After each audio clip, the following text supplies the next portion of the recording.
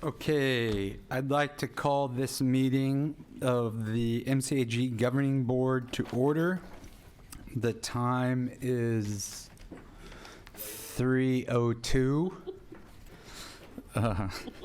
Thank you, Mr. Pereira. Can we do a roll call, please? Director Espinoza. Present. Director Hogue. Here. Director Yanez. Here. Director Moran. Here. Director McDaniel. Present. Director Nagy. Director Raymond.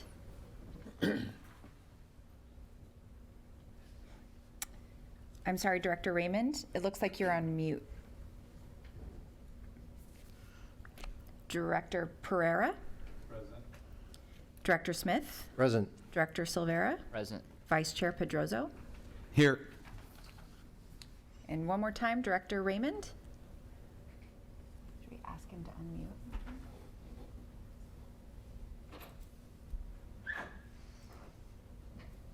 Okay. So we have a quorum. At this point, I'm going to ask Supervisor Pereira to lead us in an invocation, please. And then following that, Mr. Smith, please do if you would lead us in the Pledge of Allegiance. I can hear you, Mr. Raymond. Can you hear me? Yeah, we can hear you in the boardroom. Thank you so much. We have noted you in the roll. Long time no see. Yeah, it's been quite a while. I can't hear the board, though. Can you? We are. No. Okay. Can you I'll go see to if I can. Zoom? Josh. They can't hear us. This live. They can't hear us. We look like we're live. If you wouldn't mind praying with me.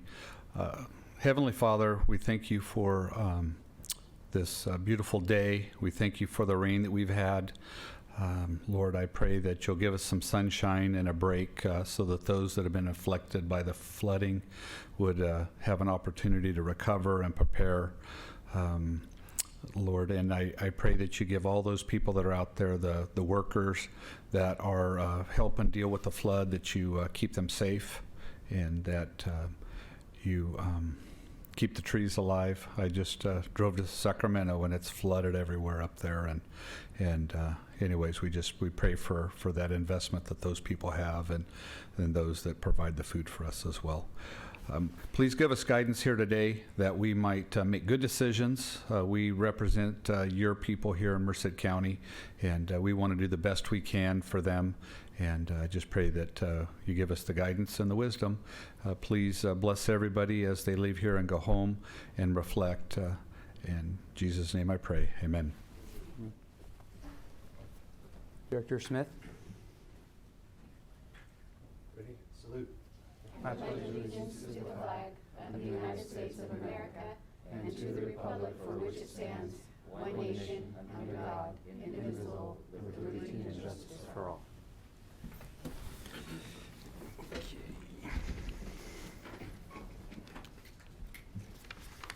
On to item number 2. Which is the approval of the agenda. Do any of the directors or the executive director have any comments on the agenda? I do want to make a note that John Kale will not be able to join today's meeting, so I'm going to be we'll be asking to move item number 4 to the February agenda. Is there a motion? Chair Silvera, motion to approve with the addition of moving the item number 4 to next month's agenda. Second. Okay, so we have a motion by Silvera, second by Pereira. All in favor? Aye. Any opposed? Mr. Chair, I think we have to do a roll call because Okay. of the director online. Go ahead, sorry. And we did do an audio check before, so I'm hoping they can hear us. Okay, so we're having issues with audio online, and He's not voting. not sure why.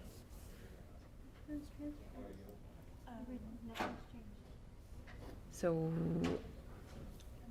Click the mic on and off. Director Raymond, can you hear us?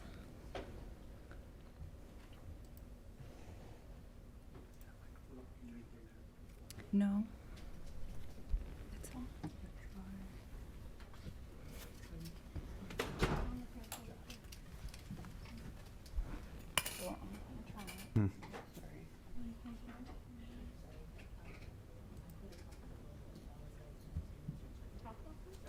Director Raymond, can you hear us? Whenever you can catch it.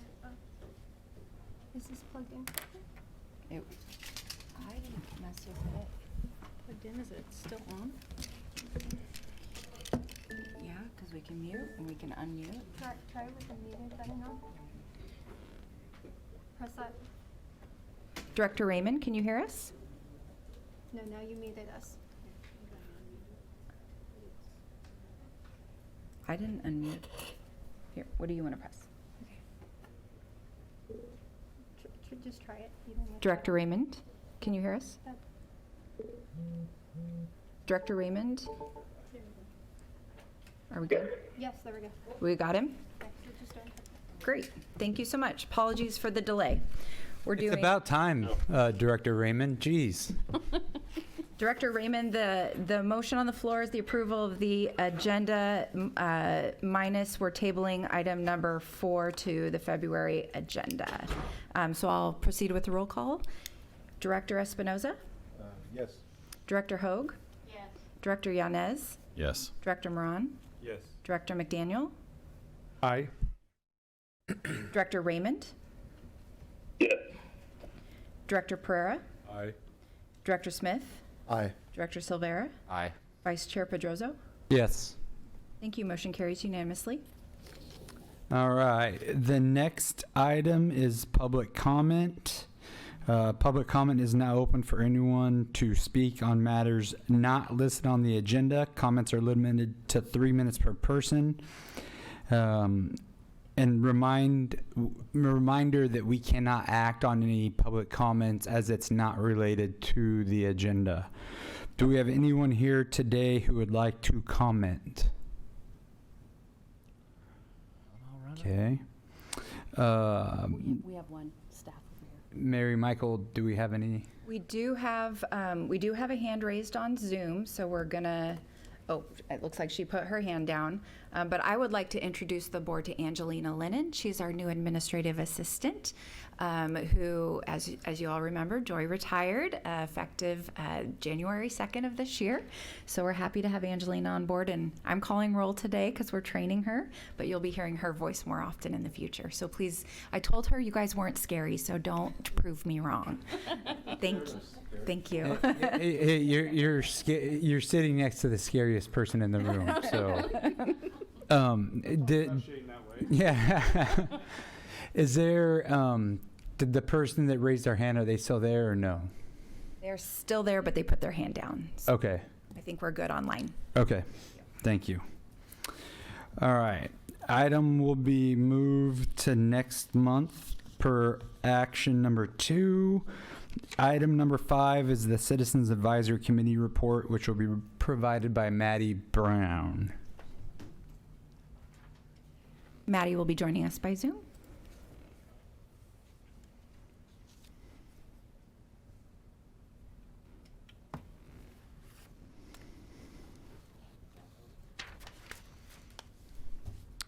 Hello, Maddie.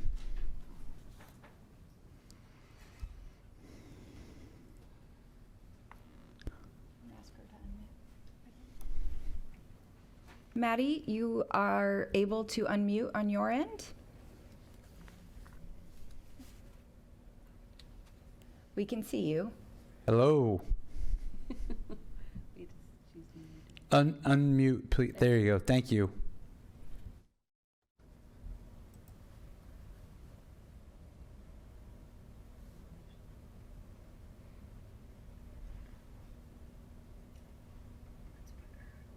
Oh, she's gonna call.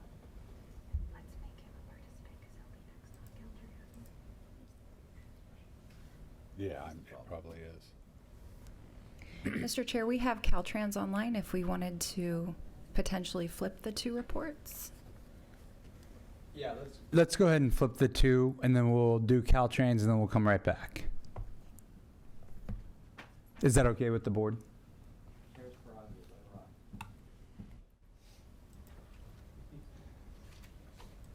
Marlon, you're up. All right, Mr. Chair, good afternoon, board members, Madam Director, thank you for the time.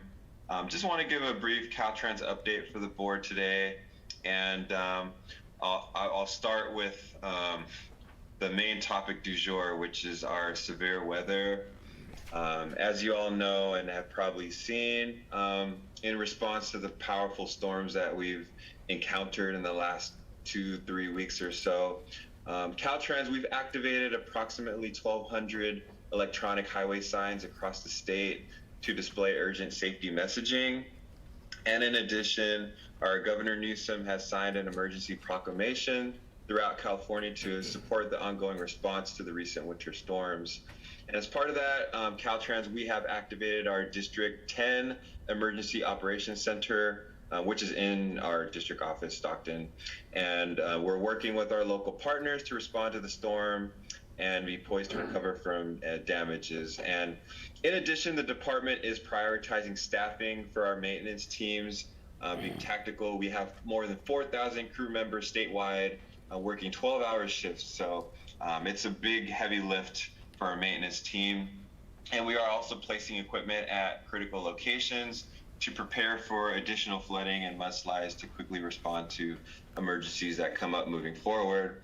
And also we are monitoring the bridges as each river levels rise and also the water flows increase. We are urging drivers, if travel is unavoidable, please do check our Quick Map app.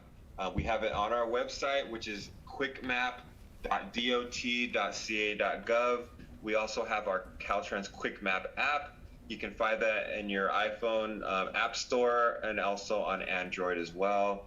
We do have real-time, to-the-minute traffic information. And you can also call on the phone for traffic information. This is at 1-800-427-ROAD. Once again, 1-800-427-ROAD. We have phone information for traffic. And we are reminding drivers again to move over, to allow our work crews, highway patrol officers, and also emergency personnel to perform important tasks to keep the roads open. And if we do see motorists, or if motorists are experiencing standing water, please use caution. It may be deeper than it appears, and try not to drive through the standing water as well. So just wanted to share that information. I know we do also have traffic advisories, as some of you also have seen out and about. Of course, Route 59 is closed, a major portion of it south of Merced, and we're trying to get that sorted out. But right now, we realize the river still overflowed from approximately Dickerson Road, Mission to Sandy Mush Road. No ETA for reopening that section of 59 as of yet, but we have our maintenance crews out there, out and about Merced County. And also in Mariposa County, if folks are going up towards the foothills, we do have State Route 140 that is currently closed in both directions due to rock slides. And this is east of Mid-Pines. So crews are out there as well, working to clear the roadway. There's no estimated time for opening of that either. So just wanted to share that information, and I hope folks take message that be safe out there, and please check Quick Map for real-time conditions. Other things I want to mention briefly are, again, just one more plug for our Sustainable Transportation Planning Grant guide and call for applications. We currently have our call opened, and this was last week it opened, and we are having our workshop next Wednesday, the 25th. At 10:30 a.m. I hope all of you, or some of you, may be interested.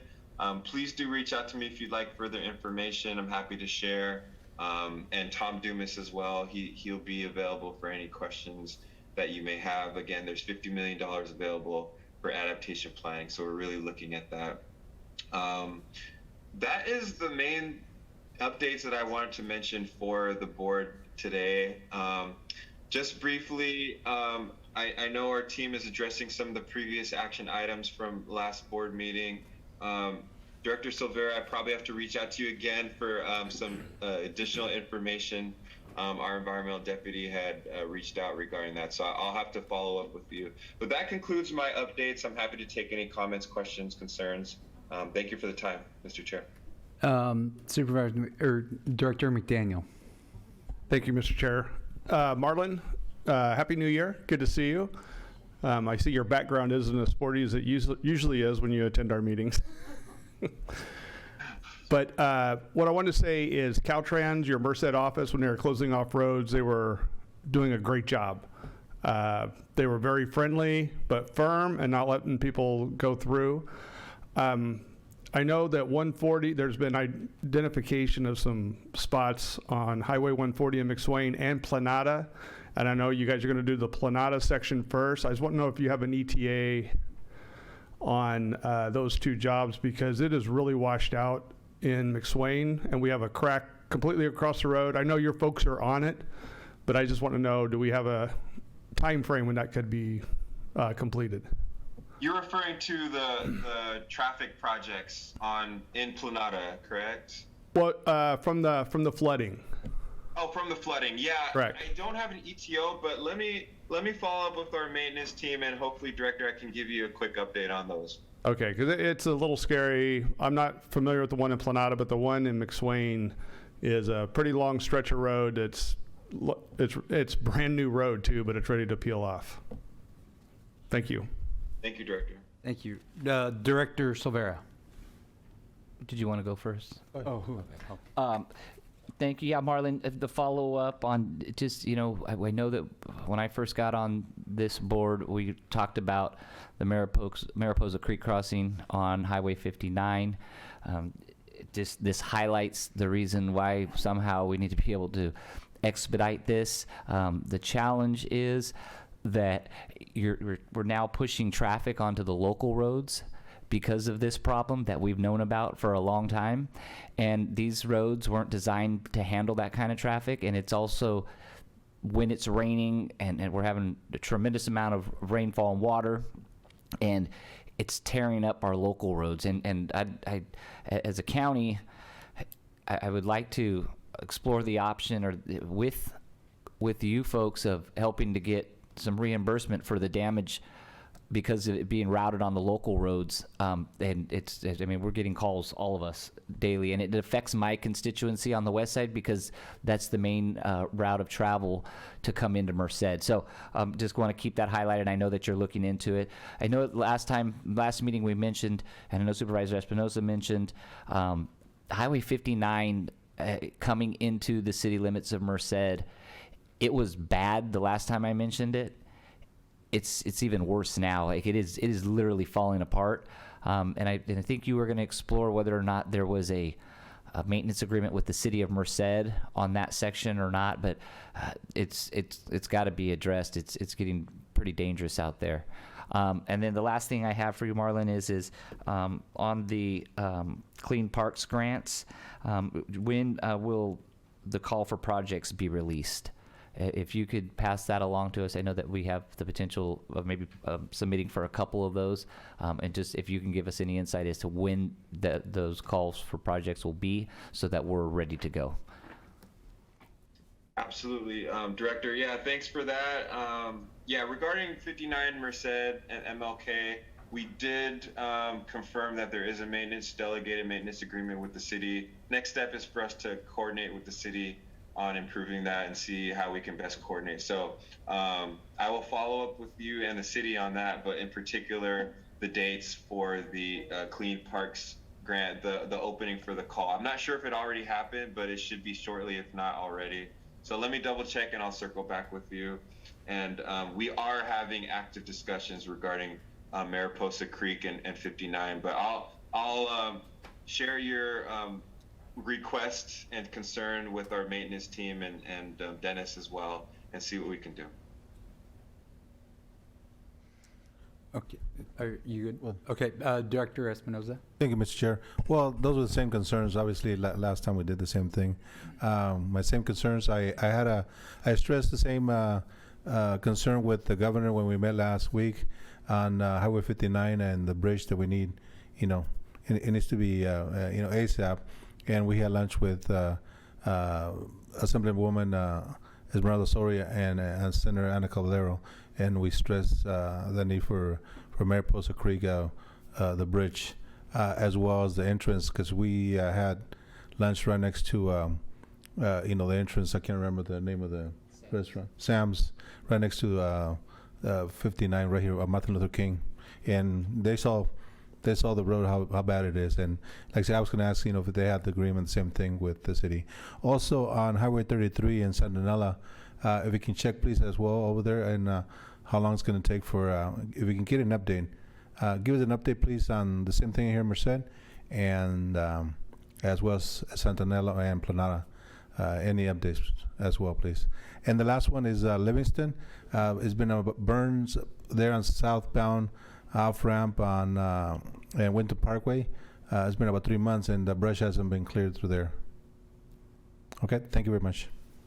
Thank you, Director. I did mention the 99 Livingston brush to our maintenance team previously, but I will follow up with them. I know, of course, they're busy with flooding cleanup and whatnot, but I'll reiterate that request to them.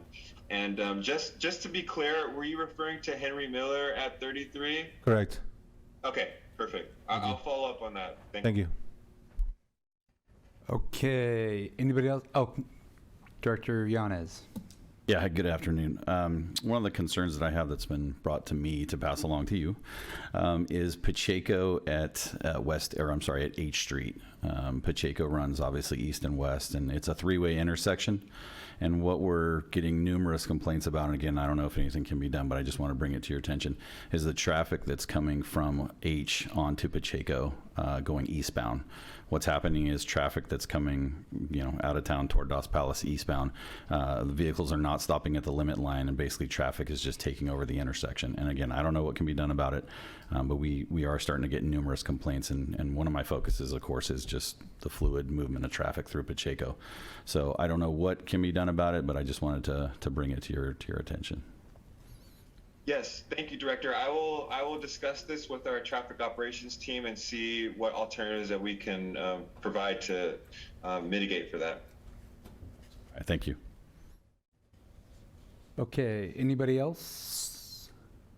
Okay, I do want to, I echo what Director Silvera is saying about the traffic, because the roads are being used that they shouldn't be used for this type of stuff. And I don't know what this major event you're talking about, like storm or anything, but I'm just kidding.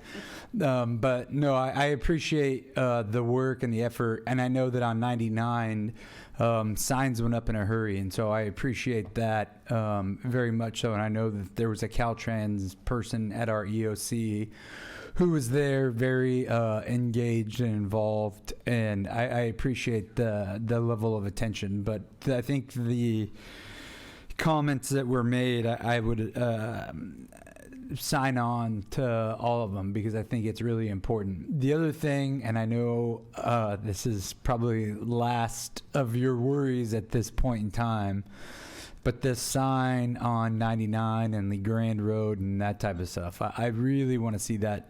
It's got to be fixed at some point in time.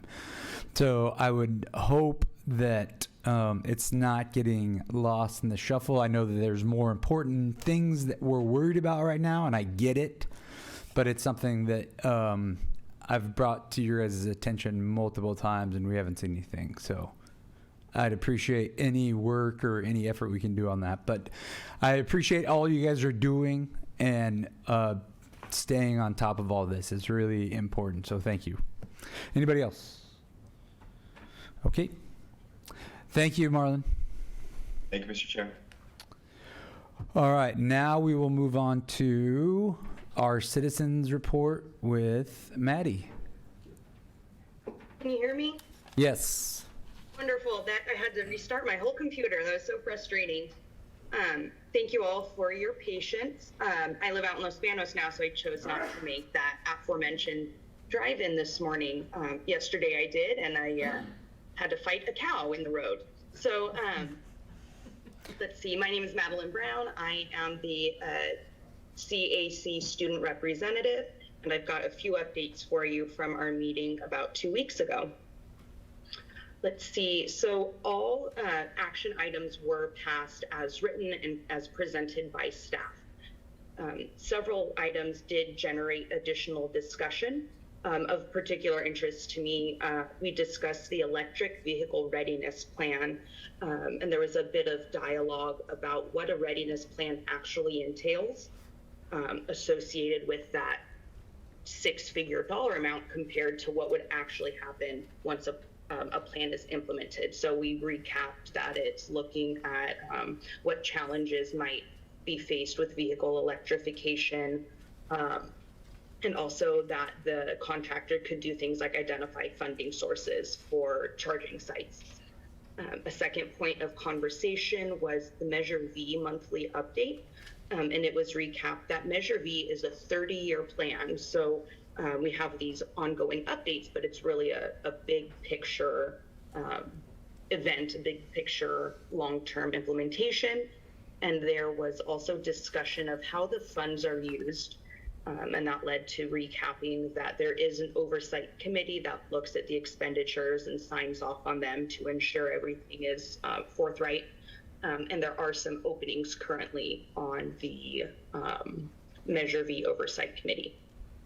And then last but not least, we discussed the 8 diesel buses that we've approved to purchase. And one of the challenges currently being goods delivery, and also the ongoing inflation leading to the cost of the buses rising over time. So hopefully we'll have those very soon. And there seemed to be a lot of excitement about new buses. Whenever buses come up or new assets, it seems like there's a positive hum in the group. So that's all I've got. Can I answer any questions? Director Silvera. Thank you for being here. Just a quick question for you. Do you find value in being a member of the Citizens Advisory Committee?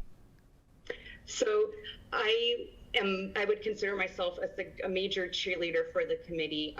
My current research is actually in transportation planning and policy in our area. So personally, I absolutely find value.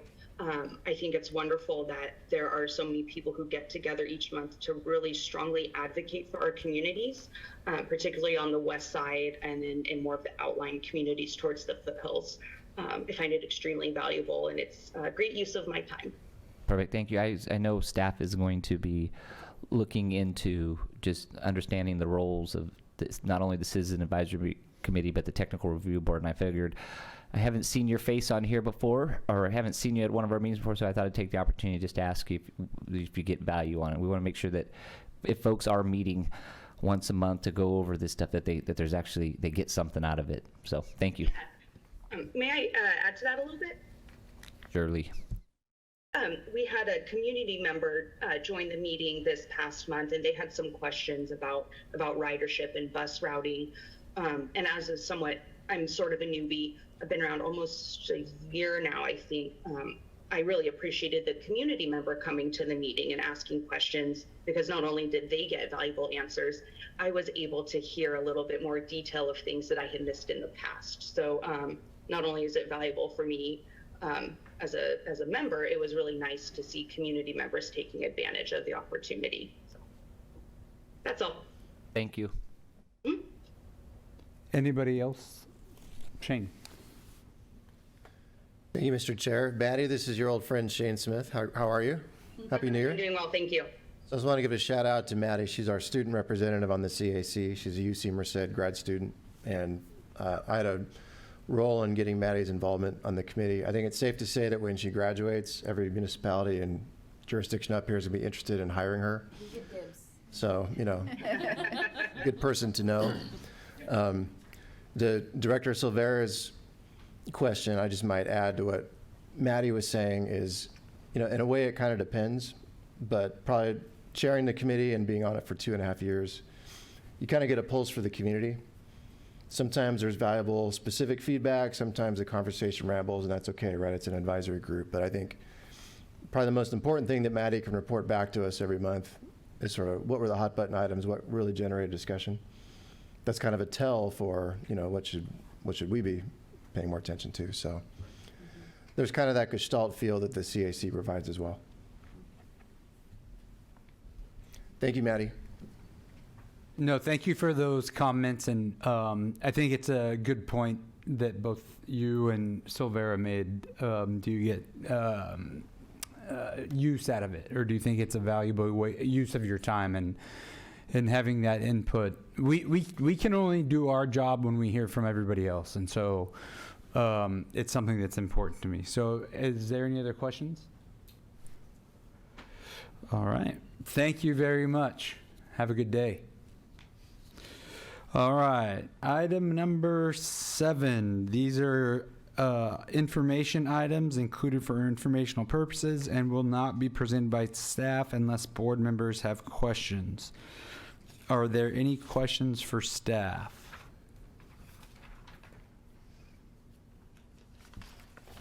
Okay. Thank you. We'll move on to number 8. Item number 8 is the consent calendar, which has 4 items. The items may be acted on with one vote unless specifically removed for separate consideration by a member of the board, a member or staff, or a member of public. I'm going to ask, do we have any questions from staff? Any questions from the public on any of these? Any questions from directors? Okay, I will entertain a motion. Also move. Director McDaniel moves. Second by Silvera. Do we have to do a voice vote? Okay. Director Espinoza? Yes. Director Hoag? Yes. Director Yanez? Yes. Director Moran? Yes. Director McDaniel? Aye. Director Raymond? Yes. Director Pereira? Aye. Director Smith? Aye. Director Silvera? Aye. Vice Chair Pedroso? Yes. Motion carries unanimously. Okay. 9A. These are action items. These items will be presented one at a time by staff and public comment. Item 9A is a request to authorize the executive director to enter into a contract to prepare an electrical vehicle readiness plan. Blake. Is Blake here? He's online. Oh, there you are. All right. Thank you, Mr. Chair, members of the board. Good afternoon. Well, as you just read, we are requesting your approval to authorize the executive director to enter into a contract for the preparation of the electric vehicle readiness plan with Willdan Energy Solutions.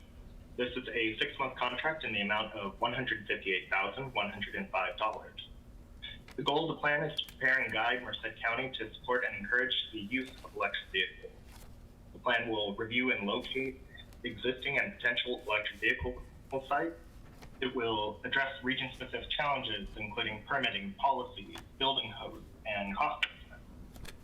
And it will address new funding opportunities, such as the National Electric Vehicle Infrastructure Program, or NEVI. The scope of the plan includes a minimum of 10 new potential charging sites with at least 1 per jurisdiction. Of those 10, 2 must be accessible by transit vehicles for charging, one on the east side, one on the west side. The consultant will also outline general cost estimates to build these sites, including installation of in-ground infrastructure, energy use, and different types of chargers, whether that's Type 2 chargers, AC fast chargers, or newer technology. We're anticipating kickoff late January, early February, and that will put us on track for completion around July of this year. Now, like most of our contracts, we did an RFP process.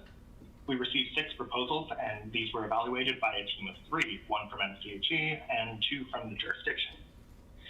After our initial review, we chose to interview 4 vendors in early October.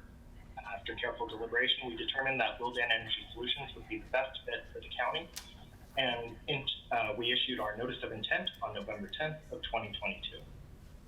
Again, we are requesting action to authorize the executive director to enter into this contract for the EVRP with Willdan. I'd be happy to take any questions. Thank you. Does anybody have any questions? Director McDaniel. Yeah, thank you, Mr. Chair. Blake, good to see you on the screen. Hey, the county has just done a similar study through Rural County Representatives of California. So you might want to coordinate with what we didn't do transit, but we were doing the location of stuff if something had to be submitted to the state. And so in doing so you might want to coordinate maybe with our point person at the county. Certainly. Actually, as part of our kickoff, well, the initial kickoff will be with MCAG and the consultant, of course, but we'll be doing a follow-up with stakeholders very shortly afterwards. So we'll be sure to include the county, and we'll discuss the inclusion of that plan or the findings of that plan in there. Okay, very good. Thanks, Chair. Anybody else? I have a quick question. When it comes to Task 2 public outreach, and it's $57,000, why is that more than identifying potential charging station sites, just for my own education? So the reason we structured the public outreach to do that is more because we're going to be reaching out to not only jurisdictions but also private property owners. Oh. We would like to have various workshops throughout. Of course, that is dependent on the restrictions with web versus in person. We are going to try for in person where we can, but it does end up being a little bit higher. Great, thank you. Anybody else? All right, I will entertain a motion.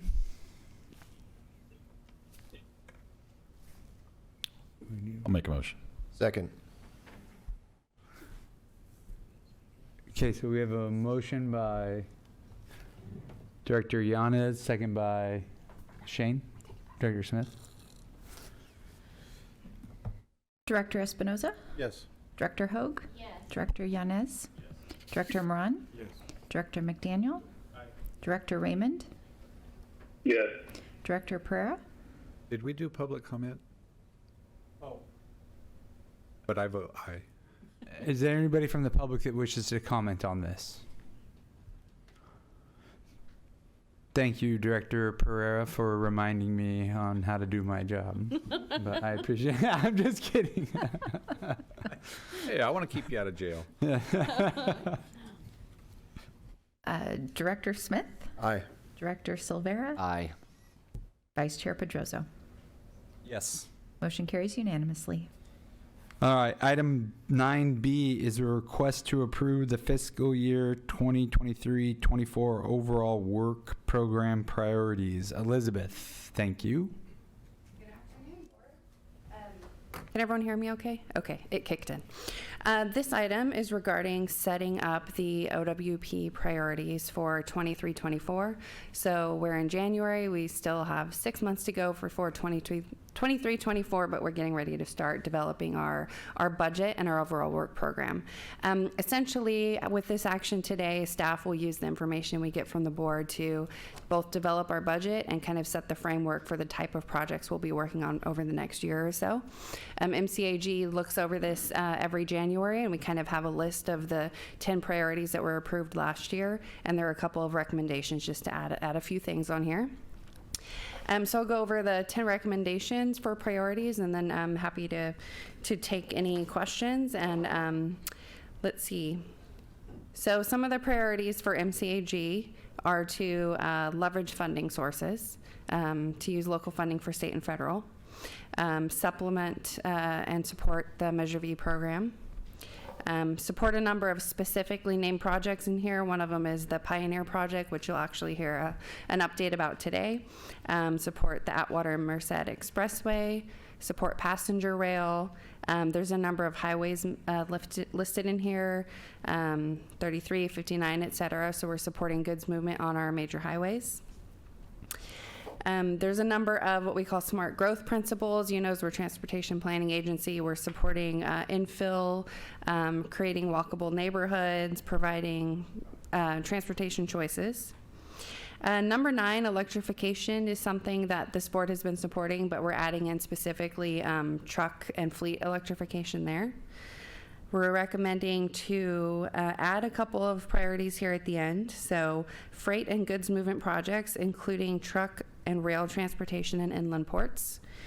Supporting and investing in public transportation. Some of these are things we already do, but we want to make them really clear in our work priorities.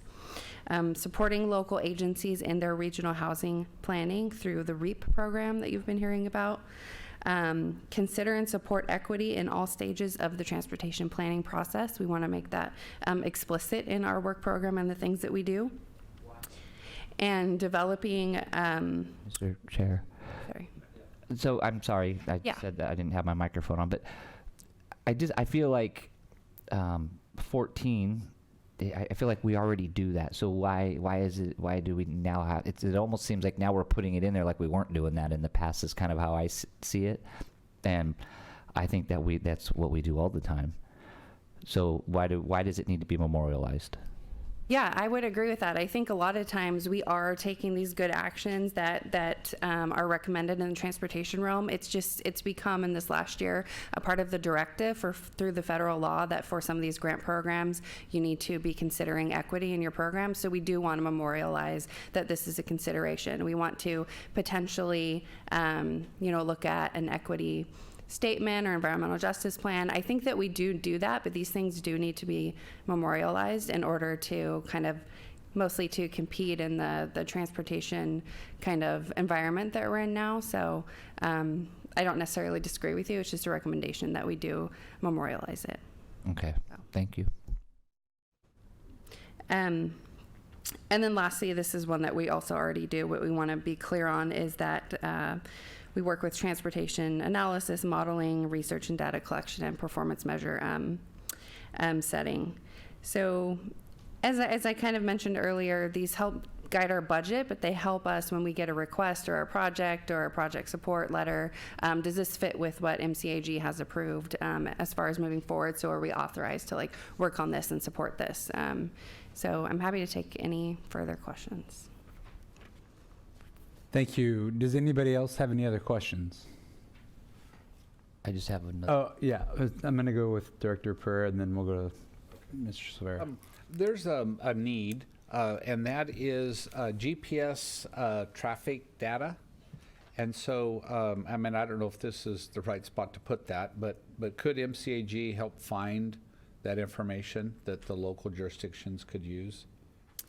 We have recently been talking internally about big data. I don't know if everyone's heard that term that way, but there's a lot of big data out there. There's different companies that we've been approached by that kind of sell either pieces of that big data, the GPS kind of data, or services where you can log in and get the information. So we're definitely looking at that. We found that it can be really pricey, which is why you might be asking potentially on behalf of the agencies. So we're also thinking about how can we fund maybe purchases of data and maybe have some partner agencies to kind of purchase that data. So it's definitely on our radar. And if there's specific requests, we can meet with the local agencies and see what that looks like too. Is it possible for you to get those offers for information sent over to either myself or to our Public Works Department, Eric Zetz?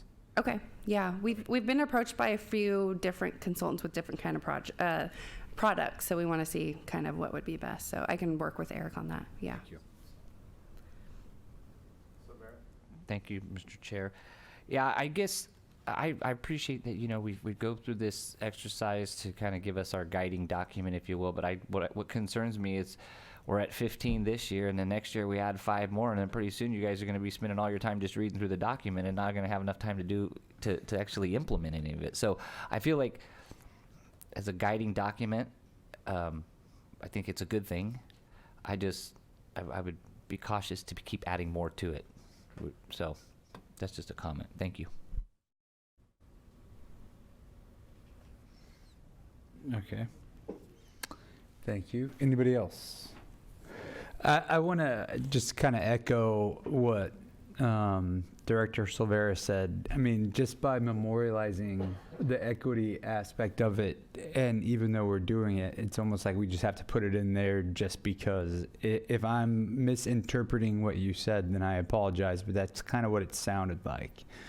Like we have to put it in there just because even though we're doing it, we just have to say that we're doing it regardless, and our actions don't mean anything unless we put a line in there saying that we are. So I mean, whatever, it is what it is. But it's just one of those things that really bugs me when it comes down to it. So I know Stacy wants to jump in, but I'll just say to that point. So when we say that we're already doing it, we do a ton of public outreach. And I know you guys have seen all of the public outreach we do. And in pretty much every project we do, like even with this electrification plan, we're doing public outreach. So we are doing the elements of equity, but maybe without being able to explicitly, show that we're doing them. I think that's just kind of the part of saying we want to show to the public and to, Caltrans and those that are reviewing our budget that we are considering equity. So I think it is a matter of not just to put the words in there, but to help illustrate kind of what we're doing in the equity realm. So I think it's not going to necessarily add to a lot of new work because we do a lot of that, but it is important to call it out, I think. thank you. Anybody else? Good job. Okay, thank you very much for your comments. Do we have a motion for this is item, public comment. Thank you, Elizabeth, Emily and Lloyd for letting me know, and Elizabeth for the report. Any public comment? Seeing none, anybody from online? Okay, I will entertain a motion. Also move. Second. Motion by McDaniel, second by Espinoza. Okay, call for the vote. Director Espinoza, Yes. Director Hoag, Yes. Director Yanez, Yes. Director Moran, Yes. Director McDaniel, Aye. Director Raymond, Yes. Director Pereira, Aye. Director Smith, Aye. Director Silvera, Aye. Vice Chair Pedroso. Yes. Motion carries unanimously. Thank you very much. 9C is a request to accept the audited Measure V financial statements for fiscal year 21-22. Nav. He's still probably a little upset that the Niners beat the Raiders, but that's okay. So he'll be fast. We'll be happier when they beat. Good afternoon, everybody. For you today is accept the Measure V audits financial statements for fiscal year ending in June 30th of 2022. Before you on the power slide is our revenues expenditures for 21-22. As you can see, Measure V generated $26.7 million in fiscal year 21-22. Total expenditures by jurisdictions and administrative, we expended about $8.3 million. That equates to 31% of the total Measure V expended for that year. One of the things that the COC asked us to communicate is one is encourage the jurisdiction to spend the Measure V, the cumulative balance and the current balance down. So also on the last item you see where it says prior year expenditures unreported, that's basically jurisdiction either identify expenditures after the last year's financial statements were issued, or identifying expenditures last year in that year's budget. And that's also, if you look at the last page of the audits, it's one of the deficiencies, but it's not a material weakness, but it's a deficiency that the jurisdictions are not reporting their expenditures on a timely manner. That's also one of the COC asked us to relay the message to you guys is request the jurisdiction to be timely and accurate with their quarterly expenditure reporting and expenditures. Next slide, Mayor Michael. So this slide right here identifies, looks at all the regional projects on the east side. As you can see, the Winton Way restructure project, Highway 99 Parkway, those projects are completed, and the Hammett-Campbell intersection, Highway 59, and Highway 59 Phase 1 and Howard Expressway are continuous projects that are still ongoing. Next slide. These are the projects on the west side that are either completed or still open. Next slide. This slide right here basically shows how Measure V for transit has been working on the ridership, providing free fares to veteran seniors, ADA, and also on the paratransit and on microtransit. I don't know if microtransit, but as you can see in 2019, we had about 161,000 rides. We're almost back to the same levels with 156,000 rides provided in fiscal year 21-22. Next slide. So as I mentioned, we did have 2 findings in the audits. The first one is timely reporting of expenditures. So some jurisdictions, as you can tell, I mean, they don't report their expenditures or they submit them late. So that's one of the findings. And usually what happens is those reports are reviewed by the COC, the Citizen Oversight Committee. If they don't report those expenditures, the Citizen Oversight Committee don't review those expenditures. Next slide. And like I said, the quarterly reporting not submitting on time, the Citizen Oversight Committee doesn't have time to review those expenditures. And so that's just one of the deficiencies that the auditors found. That concludes this report. Does anybody have any questions?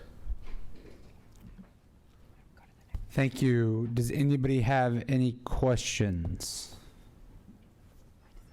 Director Silvera. No, now, so I guess the takeaway is that the local jurisdictions are not reporting stuff in a timely manner. Correct. And are they aware of that? Yes. Now? Yes. Were they aware of it before? They were aware, and usually what happens is turnovers in staff. You know, I'm not going to identify any jurisdictions, but either their staff that's in charge of the reporting or their finance person or whatever it is, there's no longer there. So then it just falls through the cracks, and then we keep reaching out to them, and they're like, we'll get to you, and then eventually it'll be like months later, and then it's already the next reporting. And so the auditor found that the Citizens Advisory Committee is not being able to review this stuff. So do they not review it at all, or is it just coming to them late? Some of the expenditures, they don't get to review it because it's too late, you know. And so that's why, you know, one of the things that we're trying to encourage this board to, you know, on the jurisdictions, like get their expenditures reports in time so the Citizens Oversight Committee could review these expenditures. At the same token, also there's a lot of vacancies on the Citizens Oversight Committee, as our Citizens Advisory, a lot of citizens here, but our Citizens Advisory Committee mentioned that we have a lot of vacancies. You know, we're trying to encourage our jurisdictions to fill those positions, but it's kind of hard. Mr. Chair, can I continue this conversation about the recommendation? So we've been meeting internally. There's been some administrative issues that have just kind of lingered on the reporting side. And, you know, as Nab mentioned, we've had a lot of jurisdictions who've been struggling with turnover and whatnot. So but we're kind of at a critical point here now where it's disrupting the ability of the Citizens Oversight Committee to do their job in a timely way. And these are volunteers who, you know, are doing this this oversight. So we've identified a handful of administrative issues, which is under the umbrella of what our responsibility is, and are preparing a memo that we can send out to the jurisdictions and to this board, and then also bring an item in the spring back to this board with some suggestions on how we'd like to move forward to not only beef up really invest in the COC process and give them, I think, a better field from which to do their job, but also to have an opportunity to highlight projects and funds that are being spent, and to actually really put teeth behind having the jurisdictions present at those conversations so that they can say, yes, we haven't spent all of our local money, but we're banking it to do this project, or we're banking it so that we can use it as match. I mean, just to really, we're at that point. We're 5 years in. We need to kind of take a look at how we're doing things, and a memo will outline that here in the next couple of weeks. And just another question. So we have a Citizens Advisory Committee, and then there's a Citizens Oversight Committee, which are 2 different committees. Yes, the Citizens Advisory Committee is what we call the CAC. That's the Citizen Advisory, that's the Citizen Board that sees this agenda first, and then it goes to the TRB and then to the Governing Board. The COC, so that's why we call CAC and COC. The COC is specifically outlined in the expenditure plan for Measure V that the voters approved.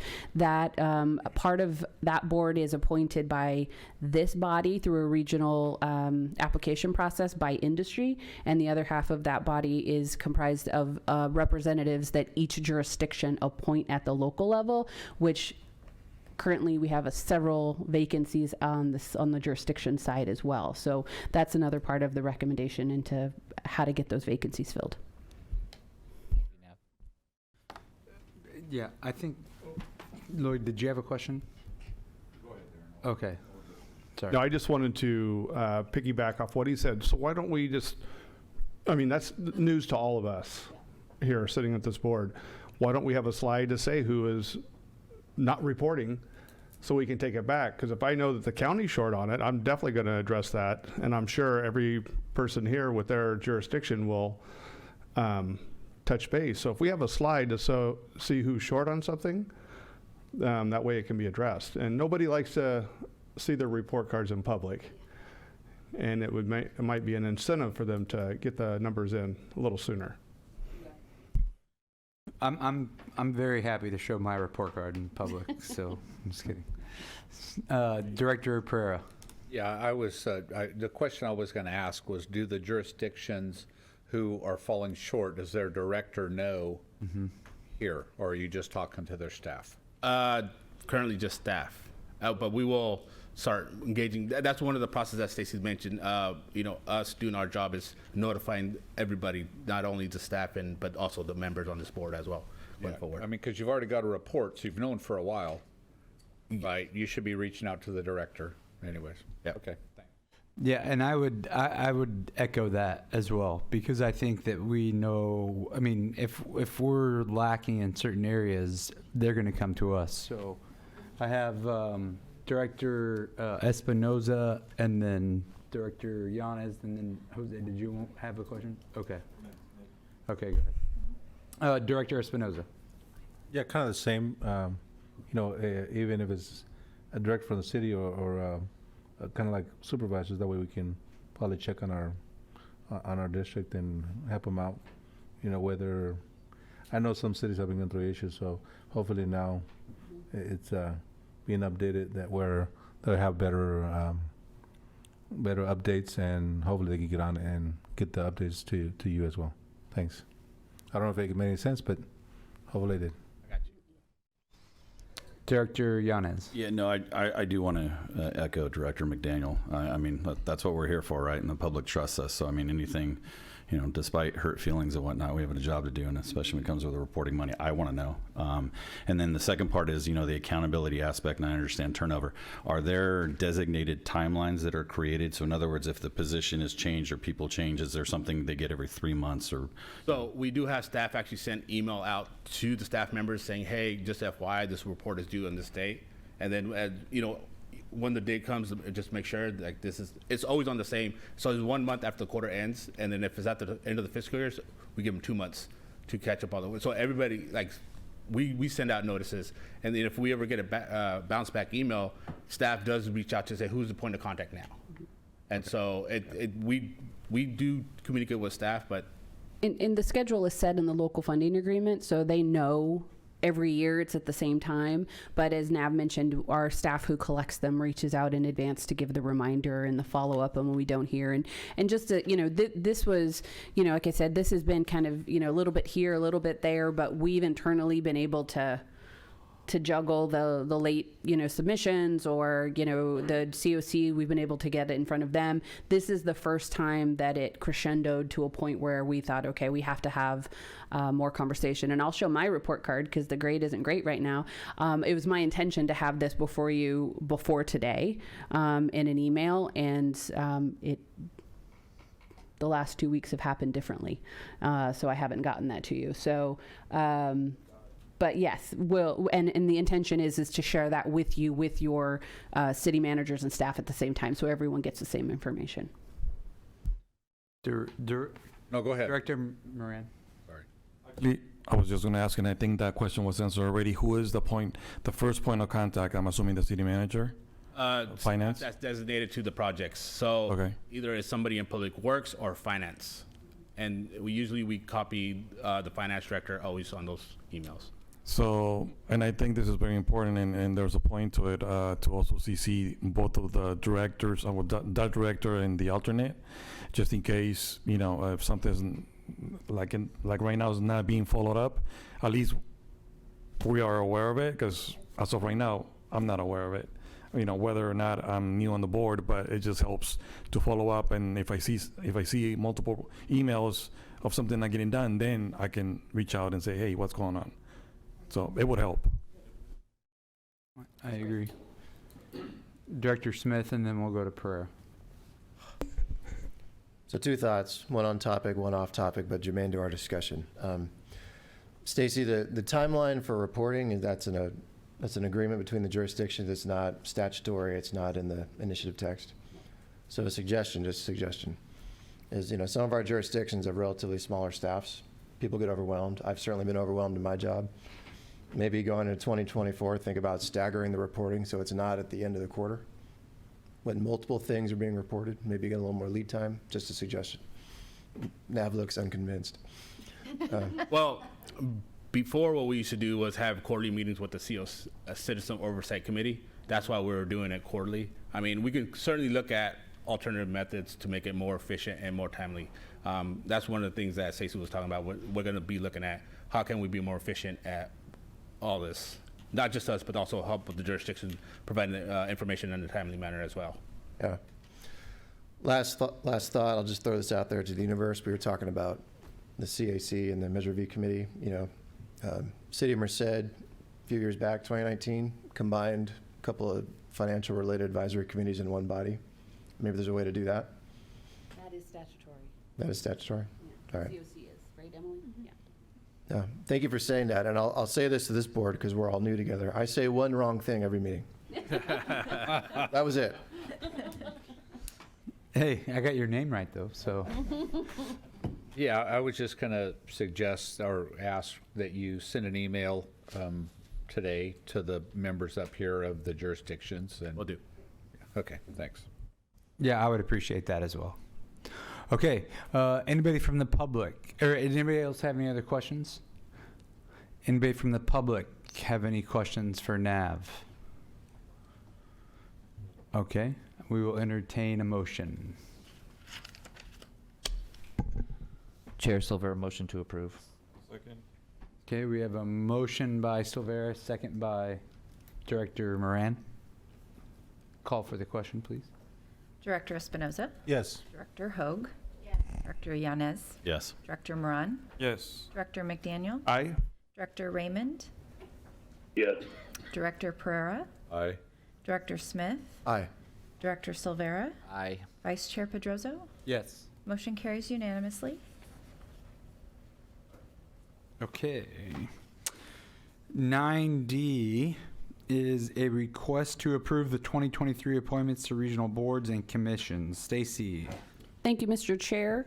This is our annual process of appointing, reappointing, filling vacancies to a number of regional boards and commissions. Your staff report starting, the staff report starting on page 118 of your agenda describes in more detail than what's on the chart what each of these committees and councils look like. We do have several vacancies to address, but we also, in this part of, for the sake of our new board members, we use this as a refresher. Every year it's a, here's who's sitting on which organization or what positions they're holding. Do those incumbents want to continue to serve? If yes, then we can hold them in those positions. If no, then we add those vacancies to the existing vacancies that we're already needing to address. So it's a bit of a clunky item. So we usually just kind of take them in two parts and then roll it all into one action. So just briefly, I'll run through them. So the San Joaquin Valley Regional Policy Council, that is a council that is comprised of 2 elected officials from each of the 8 COG boards in the San Joaquin Valley. So there's the emphasis is on regionalism, focusing on transportation, air quality issues. There is a water subcommittee that's kind of to the side of what we do here as a body, but there still is an opportunity as elected officials in the valley getting together to also advocate for water projects. Since the pandemic started, it's become almost always virtual, but there is always a virtual option. The meetings are typically held in a Fresno ish Fresno Madera kind of Valley Central location, 2 to 4 times a year. But the main point of this particular, or the main, I think, project or purpose of this group is we have 2 trips. We have a Valley Voice program to Washington, D.C. that's typically in September, and then a Valley Voice Sacramento trip that is typically in early March. And this body comes together. The COG directors for the Valley kind of feed into what this agenda would be. This body would identify what priorities we take to both Sacramento and Washington, and then really are there and are the vocal advocates for the Valley priorities. So Director McDaniel has been a long-time participant, one of the most senior, I think, folks in the Valley now at this point who's been consistently involved. So the specifications are you have to have they have to come from this board, one that represents the county and one that represents a city, and then we have an alternate position that it becomes active if either one of the other 2 is unable to attend a meeting. So we have Supervisor McDaniel and Supervisor Silvera as our county, or the county and the alternate, and then we need a city rep for that vacancy. So do you want me to take these one at a time? Okay. Yes, please. I would like to nominate Pat Nagy for this position. Oh, that's what he gets for not coming. Yeah, I think if you're, yeah, but I think if you're not here, you should, any vacancies, you're nominated. You are nominated. Yeah, just kidding. I could say Mayor Nagy has expressed interest in this and has participated on the back end a lot of times with his ideas. Okay, I will. Second. Okay, so we have a motion. Well, oh, go ahead. Do you want me to create the whole, we can fill all of them? Yeah, and let's then do just that. Do one? Let's do that. Okay. So we'll keep Anybody else? McDaniel, and then we'll do Nagy, and we'll do Silvera. Okay. Okay. All right. Can I go on to Calvans? Yes. Okay, so Calvans was, we have a vacancy after Director Faria left the board.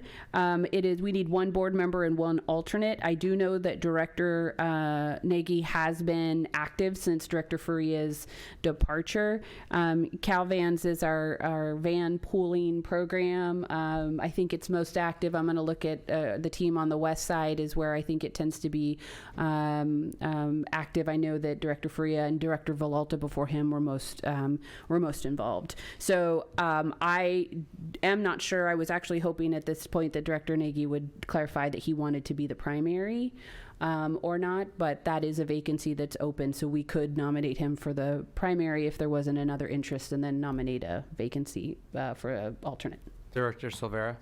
Yeah, I think since Director Nagy just got nominated for the Policy Council, I think he'll probably be good in the alternate position, and staying with the tradition. I know that it's very popular in Los Madison. There's quite a bit of use. I'd like to nominate Director Yanez for the primary position on Calvans.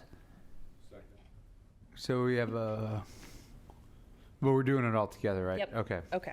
Okay, next. All right. The third is the CalCog, the California Association of Councils of Governments. The current representative is Vice Chair Pedroso, and the current alternate is Director Hogue, who served in her position as alternate for several years. This doesn't have a set term, so these positions, like I said, are set until this board, the folks step down from their positions or no longer on the elected official roster. There's about 4 meetings a year. 2 have typically been in person, but everything has really been virtual, or at least they always provide a virtual option. So this is essentially, I think, of this board at the state level. This is the association of all the COG boards, and you can imagine the variety of perspectives and issues, but it is essentially this board plus the other 50 or however many counties there are, or I guess there are planning agencies. So their big item is the Regional Leadership Forum that's happening this year in Riverside in early March. Do you want to speak a little bit about this? Are you interested in continuing? No, I mean, I'm interested in continuing because I've been meeting. Anytime I have a question about this, I go to you or I go to Bill Higgins. And I feel that it's important that we have representation because, like you said, it is throughout the entire state. And you have city representatives, you have county representatives, and just hearing the differences of issues that we're dealing with, it's really not that different. And so to be able to provide some perspective from what we're dealing with in the Valley side of it is really interesting. So I'm happy to continue. I'm planning on going in March to Riverside to go down there, and then yeah. Okay. Director Hoag, would you like to continue as alternate? I can. It doesn't matter. Okay, great. And then the last is the San Joaquin Joint Powers Authority, our current board member being Director Espinoza and alternate Director McDaniel. Yeah, I think to be consistent with the Board of Supervisors, I think Josh Pedroso I'd like to nominate him to be the alternate with Rodrigo as the board member. I'll take it. Okay. Because you already are the alternate. So. Okay. Can I say something? Yeah, thank you very much for that, Commissioner or Member McDaniel. Yeah, I think it's, I would like to stay on there too, since I'm the second vice chair. The first vice chair was supposed to be the chair, but he got elected to a different position in Madera County, Brett Frazier, right?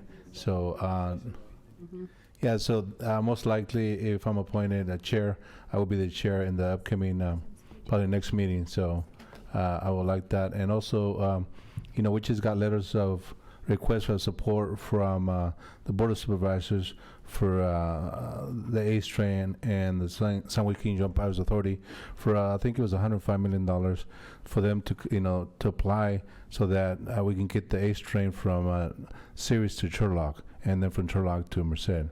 But I know for just that, for that leg right now for Ceres to Turlock is important, so we can have hopefully a future station pretty soon in Livingston and possibly Atwater as well. And down to Merced. So also too, if the members here always keep it, we have the station in Merced. Hopefully you guys can stop by. We try to keep it, I drive around to make sure it's kept clean and it's been updated a little bit. So yeah, just stop by, take a ride to Sacramento when possible, or down to anywhere to the south. So much appreciated. Thank you. Okay, just to summarize, then the appointment slide, as you see here, for the Regional Policy Council, McDaniel, Nagy, Silvera. For CalVans, it's Director Yanez and Nagy. For CalCog, it is Directors Pedroso and Hoag, and the San Joaquin JPA Directors Espinoza and Pedroso. I motion for all of those. Okay, we have a motion. Do we have a second?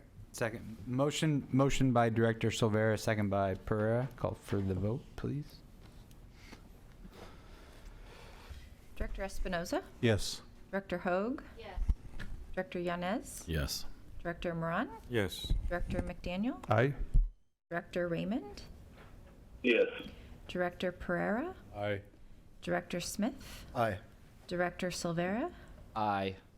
Vice Chair Pedroso? Yes. Motion carries unanimously. Okay, we are on 10A, the One Voice program. Mary Michael.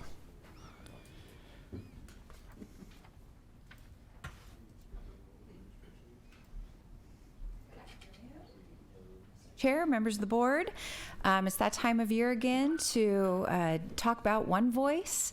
We don't typically do this at this point in the juncture, but because we have a few new board members and alternates, and the process is the same as last year, but a little bit new from what we had done in previous years. We wanted just to give you a brief overview of what the next few months is going to look like and what to expect, both as directors and as members of bodies at your jurisdiction level. Can you go to the next slide, please, Marissa? So just an overview of the program and the goals that were set by this board several years ago and we continue to abide by is that this really is a program that promotes policies of regional significance. So they're issues and projects and policies that are brought forth by the jurisdictions but then agreed onto by the body and collectively put into a platform that is approved by the governing board. The purpose is to advocate for increased funding, any new or modified legislation, and is done by a group of delegates that represent all of MCAG's member jurisdictions. And those can be elected officials and staff, and it is typically a mixture of the two. We are supported by our federal lobbyist team at Townsend Public Affairs, who we've had on board for several years and will continue to for the next few years. So we're very happy with that continuity. And we work within the parameters as outlined by this board. Next slide. So as I mentioned, each jurisdiction puts together puts forth 2 or 3 representatives to participate in the delegation. This is completely voluntary, so we have had in the past certain jurisdictions opt not to participate. That is fine. But each jurisdiction is responsible for putting forth their own priority policies, which are limited to 3 per jurisdiction, so our platform doesn't get too unwieldy when we go back to DC. Throughout the process of preparation, we work with Congressman, previously Costa, now Duarte's staff, and we are happy that Nick Gomes is now on board with Duarte's staff, so we'll have that continuity and representation. He's familiar with our issues from Costa to the current Duarte team. Each delegate is required to pay a $50 participant fee, which goes toward an activity while on the trip, typically a meal that we have together. And all delegates are required to participate in all the delegation meetings, including the preparatory activities, and go on the trip. And that includes at least 1 practice session prior to going to DC. Next slide, please. So just a quick overview of the timeline. Right now, we are in the planning process. We are meeting with the TRB in 2 planning sessions. One occurred last week at their January TRB meeting. We'll have one more in February. The big due date that I would love for your support with your staff is February 10th. February 10th is the due date for the policy forms from each of the jurisdictions, along with the delegate agreements, as well as the fact sheets that correspond to the priority policy. So again, up to 3 policy priorities per jurisdiction. For each of those policies, there's a form due that outlines why that's important to the jurisdiction, what delegate is going to be the spokesperson for that particular policy when we go to DC. Why is it important in the region? What is the federal nexus? Because we want to make sure we're meeting with the right people and the right agencies when we go to DC. That really, all of those things are very important to us developing both the regional platform as well as helping our lobbyists make the right connections with us to the folks in DC. The regional policy platform will go to the CAC at their March meeting and then trickle up to you to officially bless at your March 16th meeting. We will immediately start delegation meetings at the end of March and run through the beginning of May. The trip is scheduled this year for May 9th through 12th, so travel day May 9th, 2 days of meetings, travel day back on the 12th. There was initially some questions. This is a little bit of a different timing than we have had in the past. Typically have this trip the first week in May. However, we've been directed to not conflict with the spring fair in Los Banos. And we also want to be able to go at a time when we can meet with our local congressmen. And the House is not in session the first week in May, but they are the second week in May. So we felt that that was particularly important this year with the new representative. So we'll go on the trip and then come back in the following week, have a debrief meeting. And that is kind of the final thing. It might not seem important, but we always improve this program the following year based on feedback from the debrief that we have with the delegates every single year. So next slide, I think, just outlines what we're proposing the delegation meeting schedule to look like. As you'll see, 4 meetings starting on March 30th through the week before the trip, culminating in the trip and the debrief. So I believe that's all I have. If you have any questions, I'd be happy to answer them. Otherwise, this is just an informational item. Are there any questions? Not so much a question, just comment. I would encourage all of my colleagues up here to make sure to reach out to staff and those dates. If you could go back one slide, Mayor Michael.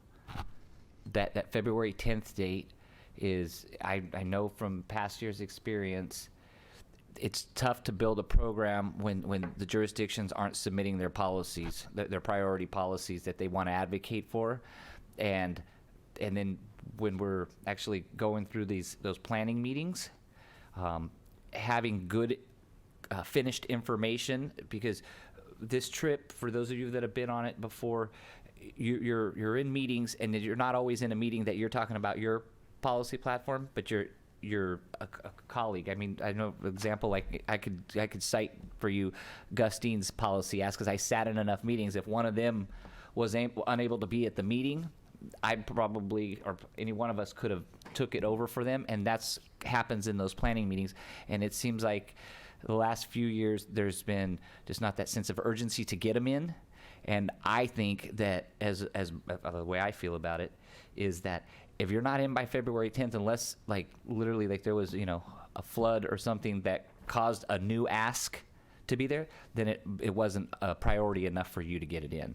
And I know that's kind of harsh, but I would encourage our staffs that if it is really a priority for your jurisdiction, it needs to be in by February 10th, because there's a lot of planning that goes on behind the scenes with the congressman's staff, with our lobbyist staff, to be able to set these meetings up and get us to the right place. And it just makes it hard when you're trying to change in the middle of you've already started these planning meetings, and then now all of a sudden somebody wants to add one in that wasn't there before. So that would be my suggestion, is just reach out to your staff to let them know that it is a priority, and there's a deadline for a reason. And I don't think once it comes to us, and I think it's at our March 16th meeting, that's for sure like we're not adding any after that. It gets too challenging. So just comments from somebody who was on it both in the virtual world and then in last year in person. Having that information in early is really beneficial to everybody that ends up going back there. Thank you. Anybody else? I will say that if you go on this, one of the, it's called One Voice for a reason, and I think it is very impactful. And it's interesting, I got called in last minute to speak on rural broadband stuff, and I was able to meet with the lobbyist over there, and I did a bunch of homework, cramming wise and stuff, which was very beneficial. But then I had another NACO conference in Alaska, and the same guy we met with from the White House was there, and he mentioned specifically Merced County and the Merced County delegation. And so it carries a lot of weight, because we were there, we made an appearance, we were able to talk about the needs and the issues that we had. But I will also say that I think it's very, we have to have this information in, as soon as we can, so that when when the program is starting to be developed, the people that are going on this trip actually know what they're going into and talking about, so they're informed and they're able to give a unified voice behind it. I mean, I know I could talk to you about Gustine's downtown for days, but I think that's important. I think Scotty was saying last year, we're in Tweenersville, like we're not big, we're not small, but we're kind of right in between, and so we need us to have that voice to go out there. And that's the thing about the Valley, is that we're able to, that and MCAG, we're able to go out there and really show the support for one another. So, and make sure that we can advocate for the needs of what's going on. So I would encourage, if you have the opportunity to go, because it is really, it's a beneficial trip. It really is. Okay. Anybody else? All right. Then we will move on. Yes. Oh. Public comment? Okay. Gosh dang. Come on, I'm trying to. Gosh. Emily? Just kidding. Okay. 10B is an update on the JPA renewal process. Emily. Okay, I know this is everyone's favorite topic of conversation, but the legal counsels for each jurisdiction and myself did meet 3 times since our October board meeting to discuss the JPA agreement. We've come to a place where I believe each legal counsel is comfortable submitting the draft agreement to their jurisdiction for approval. I would not say that anyone walked away from the negotiation completely happy or completely unhappy, which is the mark of a negotiated agreement. So I know that some people may still have issues with certain changes that were made, but this is sort of the consensus agreement. So I circulated a memo outlining the most substantive changes. If you'd like, I can go over that with you right now. I know you haven't had much time to look at it, so it's up to you all. Do you have any questions for me to start off with? So I have a foundational question. I'm sorry. Yes. Is this a conversation we should be having in closed session to maintain privilege? No. This isn't litigation related. Unfortunately, attorney-client privilege isn't a catch-all for closed sessions. It has to be about a specific topic. There's no potential for litigation from this? From the negotiation? No, I don't believe so. Okay, I'm just asking. No, that's fine. We've discussed this agreement in open session previously, and I think discussing these particular changes in open session is preferable, especially there may be legal counsel on participating virtually, I'm not sure. But other counsels have come before this board at previous meetings to discuss this issue. So, and I don't think any of the changes are particularly controversial or concerning for MCAG. I'll run through them if you would like. Okay. And we're not a signing party. This body doesn't. No, this body does not adopt and approve this agreement. This is being brought to you at your request and because you were such a large part of the process of revising the agreement. So the current agreement expires on July 18th, 2023. It's been a process to come to a place where we have an agreement that can be submitted to each jurisdiction for approval before that expiration date. And so it looks like we are at that point now. So I'll go through the most substantive changes. The name of the agreement was changed to a restated Joint Powers Agreement of Merced County Association of Governments. The reason for that is that we wanted this to be a standalone agreement. The references to previous agreements have been removed. So this agreement, without reference to previous agreements, will be the agreement moving forward. As you know, one of the major topics of concern and conversation was the term. You all had directed us to submit an agreement with no term to the jurisdictions, and they came back, not all of them. The cities came back and requested a 10-year term. We came to an agreement for a 30-year term, which covers the full term of Measure V, plus an additional 5 years or so for implementing another measure or continuing the current measure or winding it down. And another agreement can be entered into at that time, or this agreement can be amended to continue the agency.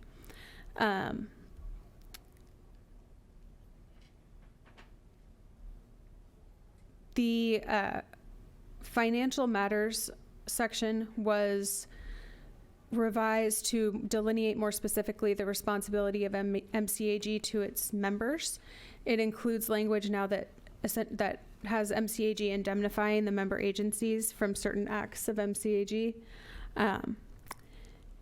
As part of this process, MCAG and the other joint powers authorities are pursuing additional insurance coverage in case of any issues with with liability. Our current coverage is $5 million per occurrence per agency, which in this day and age is not a lot. So we are looking for a way to get higher limits, both for the agency and for officers and directors. So the language that was in the previous agreement requiring member agencies to cover any liabilities above MCAG's ability has been removed. Amendments, this was a topic of conversation for everyone. Any amendments must be approved by 5 member agencies, one of which must be the County of Merced. So no amendments will be made unless the county and 4 city jurisdictions approve the amendment by resolution. Under miscellaneous, you'll find sort of the major topic of conversation amongst the attorneys, which was alternative dispute resolution. As you know, our current agreement has an arbitration clause in it. The agreement that was discussed at the board level and submitted to the jurisdictions did not have an arbitration clause. This agreement has a mediation clause, but it's one of the more robust mediation clauses you're going to see. It includes a process by which mediation will be begun. It requires the parties to participate in mediation prior to taking any legal action. Provides for the selection of a mediator, a tie in the selection of the mediator, the date and time of mediation. It sets forth timelines. And it requires all of the parties to attend at least 2 full mediation sessions before determining that they cannot resolve the issue. Certain parties felt that mediation was more appropriate in this situation because this agreement is essentially a cooperative agreement. So all the parties to it are members of MCAG, and any issues should be resolved in the least contentious way possible. There were additional changes made throughout the agreement to language, clarifications, things that people spotted that maybe we had not, and so we agreed on many of those issues. If anyone has any questions for me, I'm happy to answer them. Are there any questions? Start over here. Director Silvera? Director Moran looks like he does. Smith, Moran? Go ahead. Mr. Chairman. So one question is, and I think this has been part of the conversation even before I came to this board, the term of the agreement, which is 30 years. And here is mentioned is 30 years because of Measure V. So is this, well, even just going with the 30-year term, is that 30 years from the implementation of Measure V, because that was 5 years ago? Is that going to be 30 years from when it becomes effective? So then, we refer to Measure V as the main point, but we're not. It will be 30 years from the effective date of the agreement. Measure B is not referred to in the text of the Joint Powers Agreement in that section. It's just referred to in my memo. But 30 years was the term that was selected in large part because Measure V does terminate around that time, and this would give us adequate time to wrap up any outstanding issues. Plus 5 years. Plus 5 years, yeah, to wrap up any issues. The agreement can then be further extended from there, depending on the desire of the agencies at that point. So. Thank you. Me too, that was. Yeah, we did all sit down and say that it would be someone else's problem in 30 years. So, yeah. Anybody else? Dr. Espinoza? So once, any agency approves it, it's good, right? Well, it will be effective on July 19th, 2023. Okay, perfect. Thank you. This was information only. If is there anybody from the public that wishes to ask a question? Any other questions from up here? Okay. Thank you very much. Our next item is, I'm sorry. I would just request from all of you that you take this back to your jurisdictions, and please do encourage them to adopt this. MCAG is important in Merced County and provides important services to all of your jurisdictions. So please, we don't have advocates at the jurisdictional level other than you. So please do be that advocate. Yes. Yeah. That is a very good point. Is there? So, I'll take it back, but can there be an email to follow up from MCAG to the city staff and, kind of like, so that they know that it's there, and then we need to, next step. And by the time we take it back and we bring it up, they're like, oh, already know. So they send me an email. We need to put it on our next agenda and just make it flow better. So after this meeting, I will go back and accept all the changes in the red line version, make sure that formatting is correct, and then I will distribute the agreement again to your legal counsels, each jurisdiction's legal counsel. They will then work with your city manager to place this on the agenda. So if you have any questions about its placement on an agenda, please do contact your attorneys. Yeah, and go ahead. I just want to clarify, or for one thing, Emily, do you need the handouts you left here? Do you need them back? They all say privileged and confidential, so yes, I'd like them back, but I also am not going to have heartburn if they are shared with anyone. They're a summary of changes that we made cooperatively, so. Okay. Okay. Anybody else? Anybody from the public? Yeah, I would just encourage everybody to take it back to your cities or west to the county to make sure that we get this done as quickly as possible so that we can just move on and move forward with it. And any negotiation, like Emily said, if somebody leaves happy, it's a bad deal. So it's a good thing. Okay, next thing, seeing no comment, we're going to move on to item 10C, presentation from the City of Los Banos on the Pioneer Road Complete Streets Project. Go ahead. Thank you.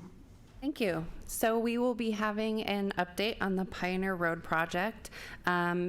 This agency knows it as the Pioneer Road Widening Project previously, so we have our team from Los Banos to give an update on the project schedule, the cost, and the scope. In the staff report, you'll see that it talks about the funding that MCAG has directed to the project to date. So in my earlier staff report in our overall work program, we talk about Pioneer being a priority. In November of 2021, this board also adopted an official priority that directs funds to this project specifically. So we wanted to give them a chance to come and give you an update on that. There's measure funds, state and federal funds at the discretion of MCAG, also local agency funds and earmark funds that are all going towards this project. So I'll turn it over to Los Banos staff and their team to give you an update. Thanks. Thank you, Elizabeth. Good evening, member of the boards. I'm kind of a new face here. I know a lot of you guys might not be familiar with myself. My name is Niran Tan. I'm the Public Work Director and City Engineer for City of Los Banos. I've been with the city for just about 10 months now, but I've been a resident for a while, so I'm one of those new employees that you might have seen. So maybe some of you might not be comfortable making fun of my sport team, but I am a Niner fan, and just like any other good Niner fans, I'm here riding the waves, and as soon as the Niners are losing, I'd probably be crawling back to my seat. So, but otherwise, aside from that, as a Los Banos resident, I'm very excited about this project. In fact, when I first moved to Los Banos, this is one of the major, things that we were considered when we relocated to Los Banos back in 2018. And then when I came in on staff with the city, this is one of the most exciting projects for us to work on. It's one of the largest on the west side, and it involves a lot of complexity, but it's intends to solve a lot of the problem that Los Banos has been having. One of the things being work that I myself been receiving a lot of call for, just like our Mayor Yanis, is our congestions over at Highway 152 and the capacities for that road. This project has the potential, and essentially the purpose of the project was to solve that problem, to alleviate some of that traffic through a parallel route that is meant for local traffic, that is going to connect from Merced College all the ways to the east side of town, which is at Wood Road. That is to connect all of our residents to all the commercial that we have on the corridor on 152 itself. So with that, I appreciate the board that has been directing a lot of funds to this project. At this time, a lot of the design, environmental, and right-of-way have been allocated for, thanks to the board, as well as a lot of the grant that we've been receiving. I know a lot of you are been anticipating to see when is this project going to start? Where are we at with this project? So with that, I have a team here with me from Mark Thomas that have been selected back in 2021 to assist us with delivering of this project, mainly for the design, but because of there are multiple different funding that involved with this project, it has been split up to three different contracts for the actual design itself, the environmental scopes, as well as the surveying scopes. So with that, I'd like to introduce you to Ed Noriega. He is the principal engineer with the Mark Thomas, who is assisting us with this project. Good evening, Ed Noriega with Mark Thomas. a depressed Raider fan for multiple years now, many years. Anyway, on the next slide, Niran mentioned the objective of this project, which is really to provide an east-west alternative route to Pacheco Boulevard, here on 152 through the city of Los Banos, with an emphasis on improving the existing facility. The next slide just provides a little bit of background for the project, which I could probably go over each one of these, where it started in April 2019, where the city secured Caltrans Sustainable Transportation Planning grant to study the corridor for Pioneer Road as well as Pacheco Boulevard, actually. That plan was adopted in January 2021, and in May of 2019, this board identified Pioneer Road, or programmed $8.7 million of Measure V West Side Regional, or identified Pioneer Road as a regional project from the West Side Measure V funds. September of 2019, this board also, I think Elizabeth mentioned November, I might have this slide wrong, where in September 2019, this board approved Pioneer Road as a priority project, which received up to this date roughly $25 million of committed funds to the project. February 2020, we started the conceptual development of the Pioneer Road Phase 1 project, and that was completed in January of 2021.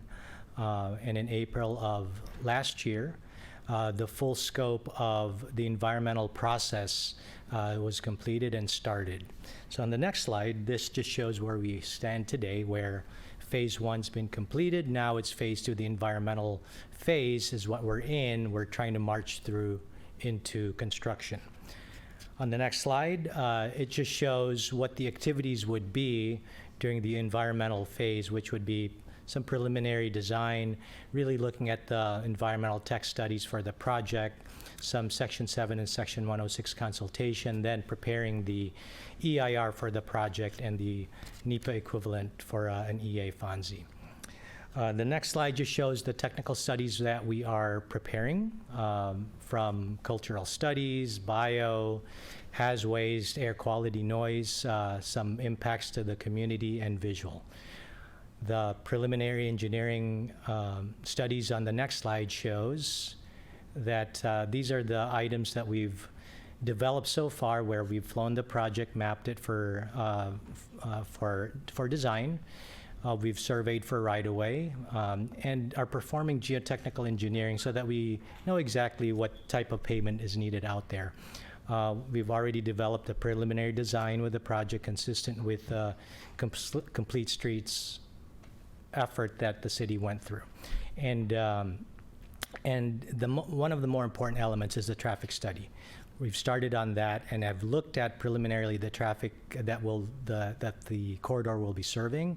And on the next slide, I want to talk a little bit about the traffic, where the green line here that you see on the map shows the alignment of the corridor, which, from what Niran said, it starts on the west side, the left side of the screen, just east of the Los Banos Creek that you see there. It works its way down to Pioneer Road that goes east-west, and works its way back up north and reconnects to Pacheco Boulevard along Ward Road. Looking at traffic preliminarily, it shows that on the next slide, it shows that we looked at this initially where this would be a 4-lane facility, but it looks like for the design year, which is 20 years from 2025, only a 2-lane facility is probably needed for this project for the majority of it. So shown there in blue. However, in the yellow section there, where the CCID main canal is, and you'll see some existing development north of it, it requires a 4-lane section. And so as part of this go ahead, sir. Mr. Chair, I got a question. Yeah.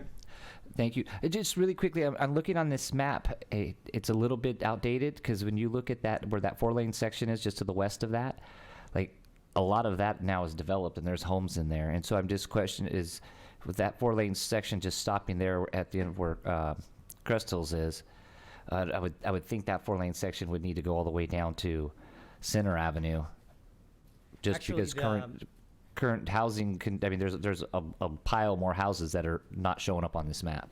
According to traffic, the 4-lane section is needed from, I think it's Gus Vallarta, which is, it's probably just a little bit west of that yellow segment. It doesn't quite go to center. According to traffic center, what we're planning on doing is at the intersections is to fully build out the planned corridor so that it can accommodate, it can function properly at those intersections. But for the most part, for the most of the alignment, it's really only a 2-lane corridor that's needed, that's shown there in blue. If I may too. Director Silvera, that is a great question. You know, as you're aware, being in town in Los Baños, Center Avenue is our major intersections. So what we are showing here is based on the preliminary traffic demand models. That model, just like anything else, need to be calibrated because right now, as you're aware, Pioneer Road currently do not make that connections to Highway 152 until you get to about Volta, right? So as we are building these models and connecting all of these other connections and build the road itself, we can recalibrate that model to see what exactly is needed. But currently, based on this preliminary model that we built, this is what it's shown as needed, and staff really is recommending to our city council as we are board, as well as the board, to be data driven and looking at these as what was needed. But from an environmental standpoint, we are reviewing the project as it was a 4-lane highway in an event that, you know, the model change or the new elements that come in, like a school district or something like that, that would require the expansion of those roads. So on the next slide, this mainly shows the intersections that we'll be looking at, we'll be studying with this project, and the type of intersection control that's needed. The next slide shows, I believe, so we're looking at either putting in traffic signals at these intersections or roundabouts. This project touches a state facility 3 times. Twice at Pacheco Boulevard, State Route 152, and as well as at State Route 165, Mercy Springs. Caltrans requires, for any intersection improvements, if you have to signalize it, to explore looking at a roundabout. That's a requirement of Caltrans, mainly because they're just safer intersections with roundabouts. Collisions are less severe than at a signal, and plus they're easier to maintain. So we're going to explore these intersections, or these types of control for intersections with the project. At the next slide, mainly, so as Niran mentioned, we're funded through right-of-way. However, there's still a shortage of funds for construction. So there's always an interaction between us, the city, as well as MCAG staff to always keeping in mind how to fund construction in the future. So just a list of those funding sources that we're going to be always discussing with the team. My last slide, so future items. Here in the near future, it'll be a recommendation of the size of the roadway facility that would be needed, but we do need to go through environmental. A notice of preparation has been filed today with the State Clearinghouse as well as at the County Clerk's Office, with a scoping meeting scheduled for February 7th. The environmental document, as we start preparing that's expected to be circulated roughly a year from now in February, with the city adopting it in August of 2024. Yes, sir. Okay. That would be the end of my presentation. Any questions, comments? Well, just a question. So the red dots on this slide show a traffic control at each of those intersections? Potentially, yes. We'll be looking at those intersections to see whether a signal, a roundabout, or perhaps none is needed. Yeah, okay. And then, you're a planner, so, everybody hates a roundabout until they get put in.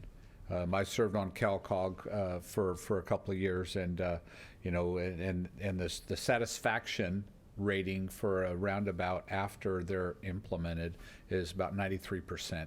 And so anyways, don't let the community talk you out of it, because they will try. We'll need you at the public meeting. Go ahead. And just to give further education to the board regarding the 2-lane to the 4-lane area, not just the residential area that come into play, but our larger high school is there. And so that, again, that was a huge part of the data that was developed. You know, my question with the roundabouts is, and I'm looking this just from not to build something to build something, build something to solve a problem, is are the roundabouts considered with the use of commercial traffic? So if I'm driving a big rig through Fresno and I'm trying to get somewhere, is that going to impede me or make me change my decision? Absolutely. That's part of what we do when we design intersections, or any facility for that matter.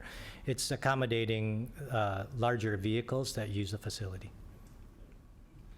I think one thing to clarify it also, these projects are not meant to be a bypass of Highway 152, so there will be restrictions on vehicle loads. Now, we will be designing to accommodate for emergency use or maybe like a final delivery to a certain position. Those trucks can accommodate, but for generally, we're trying to avoid regional commercial truck traffic down on Pioneer Road.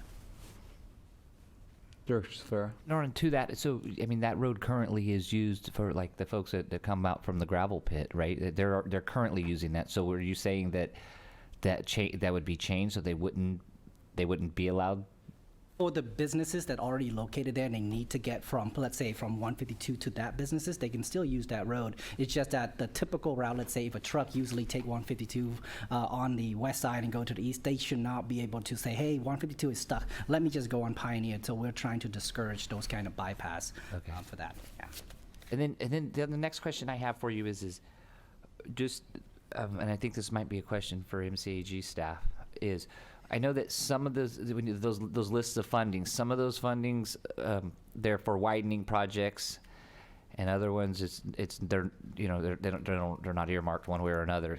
So how do you deal with that? Like, we've committed funding because originally the concept was this was going to be 4 lanes with a bike path and Center Island all the way through there, and now the studies have shown that maybe you don't need the 4-lane. So how do you address those issues? And is that an issue? I'm going to look at, and I know Elizabeth will make her way. I'm going to look, when it comes to the Measure V funding, it's at the discretion of this board. We'd probably want to do a language cleanup with the implementation plan update that we're due for this year. An LPP, Highway Infrastructure Program, and the Regional Improvement Program, I don't think there are any restrictions. I'll let Elizabeth address those because I don't want to put my foot in my mouth.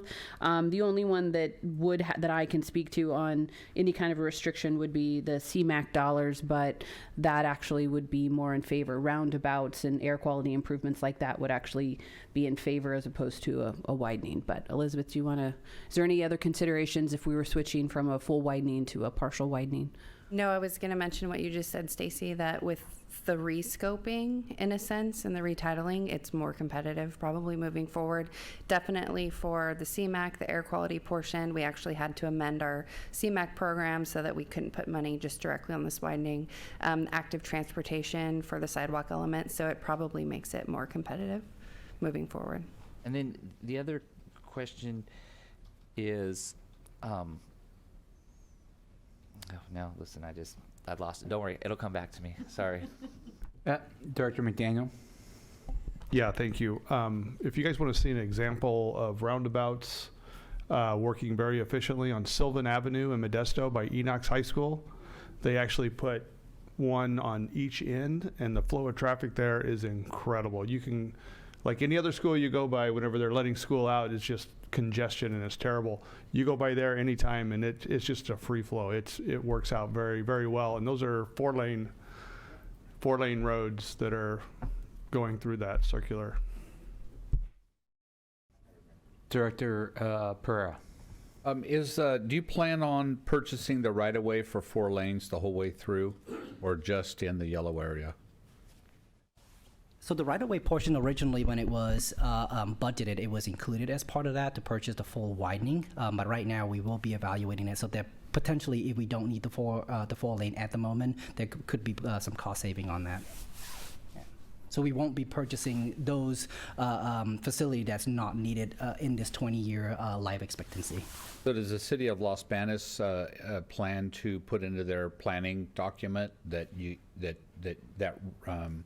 that right of way is reserved, and so somebody's not putting a business or building a house on it? Yeah, that's correct. So all the improvements so far, the entitlement that came in on the west side have already have those 100-foot right-of-way dedicated.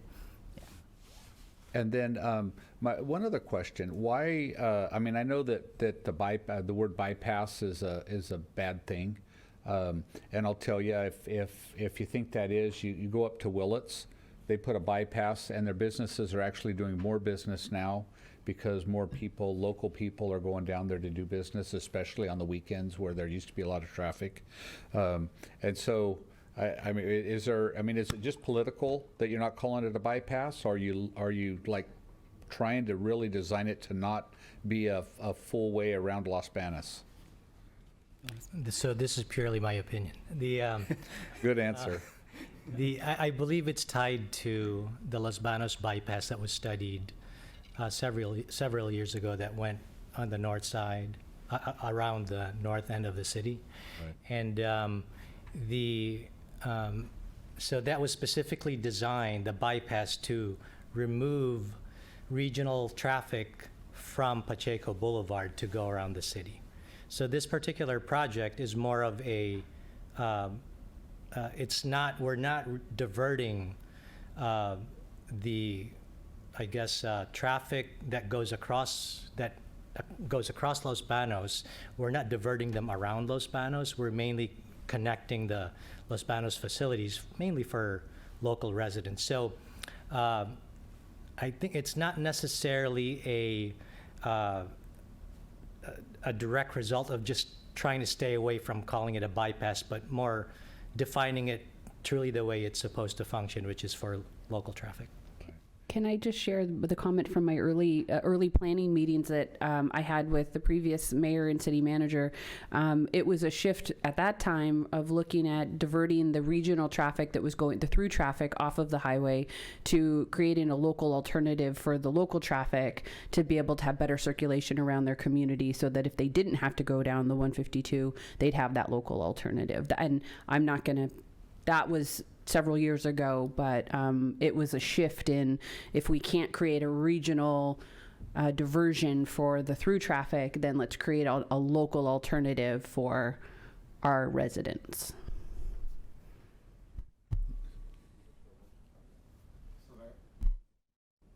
Paul, you had some comment. Go ahead.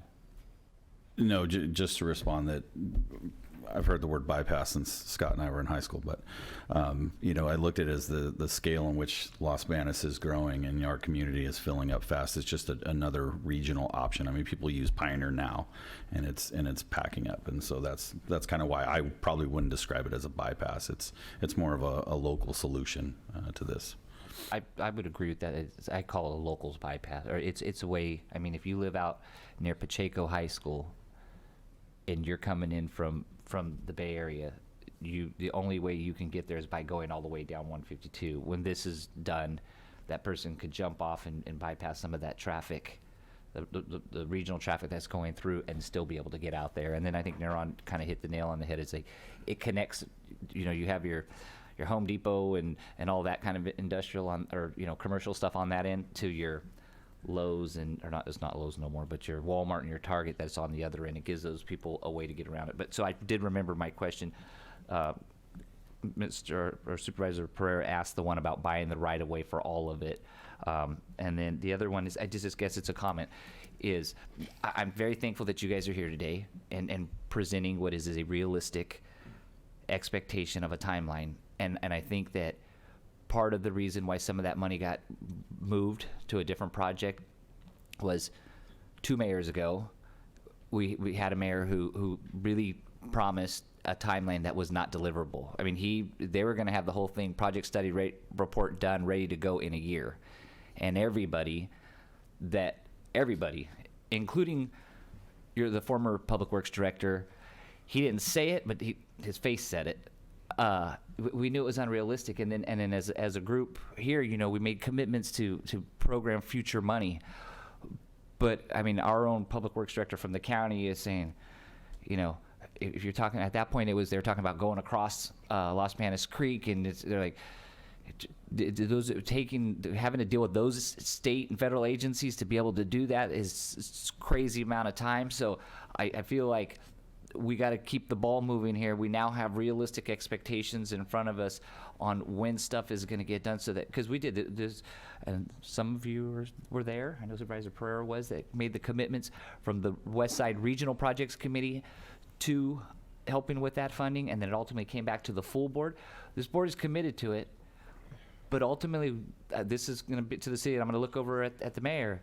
You got to keep the gas pedal on this thing and keep moving the project down the line, because transportation projects, listen, you do as much as you can, funding a little bit here, a little bit there, and keeping it moving, and then at some point that big nugget comes, and you got to be ready to accept it and go. Everybody at the state level loves shovel ready. They really do, and so we got to just keep the ball rolling. And so I'm thankful that you're working on it, Neuron, and you know, it'll be a big deal for the residents over there. I live out there where that 4-lane section is. I live right off of there, and it is crazy. And those intersections, which, you know, doesn't currently go through across Mercy Springs right now, 165, you hit, you know, a couple times out of the day, the traffic is backed up across the canal on Pioneer just to make the turn there. So I look forward to it, and you know, but we got to do our part in the city of Los Banos. I will continue to advocate for you folks and my district over there, but we got to do our part to make sure that we're meeting the deliverables, so that when money becomes available, you're able to use it. And this is probably, it's kind of off topic a little bit, but it's all this Measure V money that's sitting out there on the regional project side. We've programmed this money out in years out. We have an obligation to the taxpayers. It's what we told them what we were going to do when we passed Measure V, was show them projects that are actually getting done, like showing them the return on their investment that they put into, you know, and not only them, anybody that comes into our county and spends money here and gets sales tax put on it. That money sitting there, we're really, it's in my opinion, it's twofold. One, we're not getting projects done, and two is, had we spent that money in the year it was available, what are the price of these projects of, you know, I don't even know what this new scope version is going to cost. Originally, when this first concept came on this local alternatives route, $40 million, turnkey is going to build us a 4-lane with bike paths and the whole 9 yards. I don't suspect we're anywhere close to $40 million. And I think that's one of what's one of the drawbacks of us not getting these projects done. And I know we got to work with other agencies, but continue to keep the bright lights on it and keep going forward, so that we can actually, you know, deliver something. And then the last thing I'll leave you with, and I've mentioned this to the mayor before, I think I have at least, is this needs to be like an all hands-on approach, and funding sources. There's development that's happening in and around those areas. I would surely hope that development's going to cause more impact.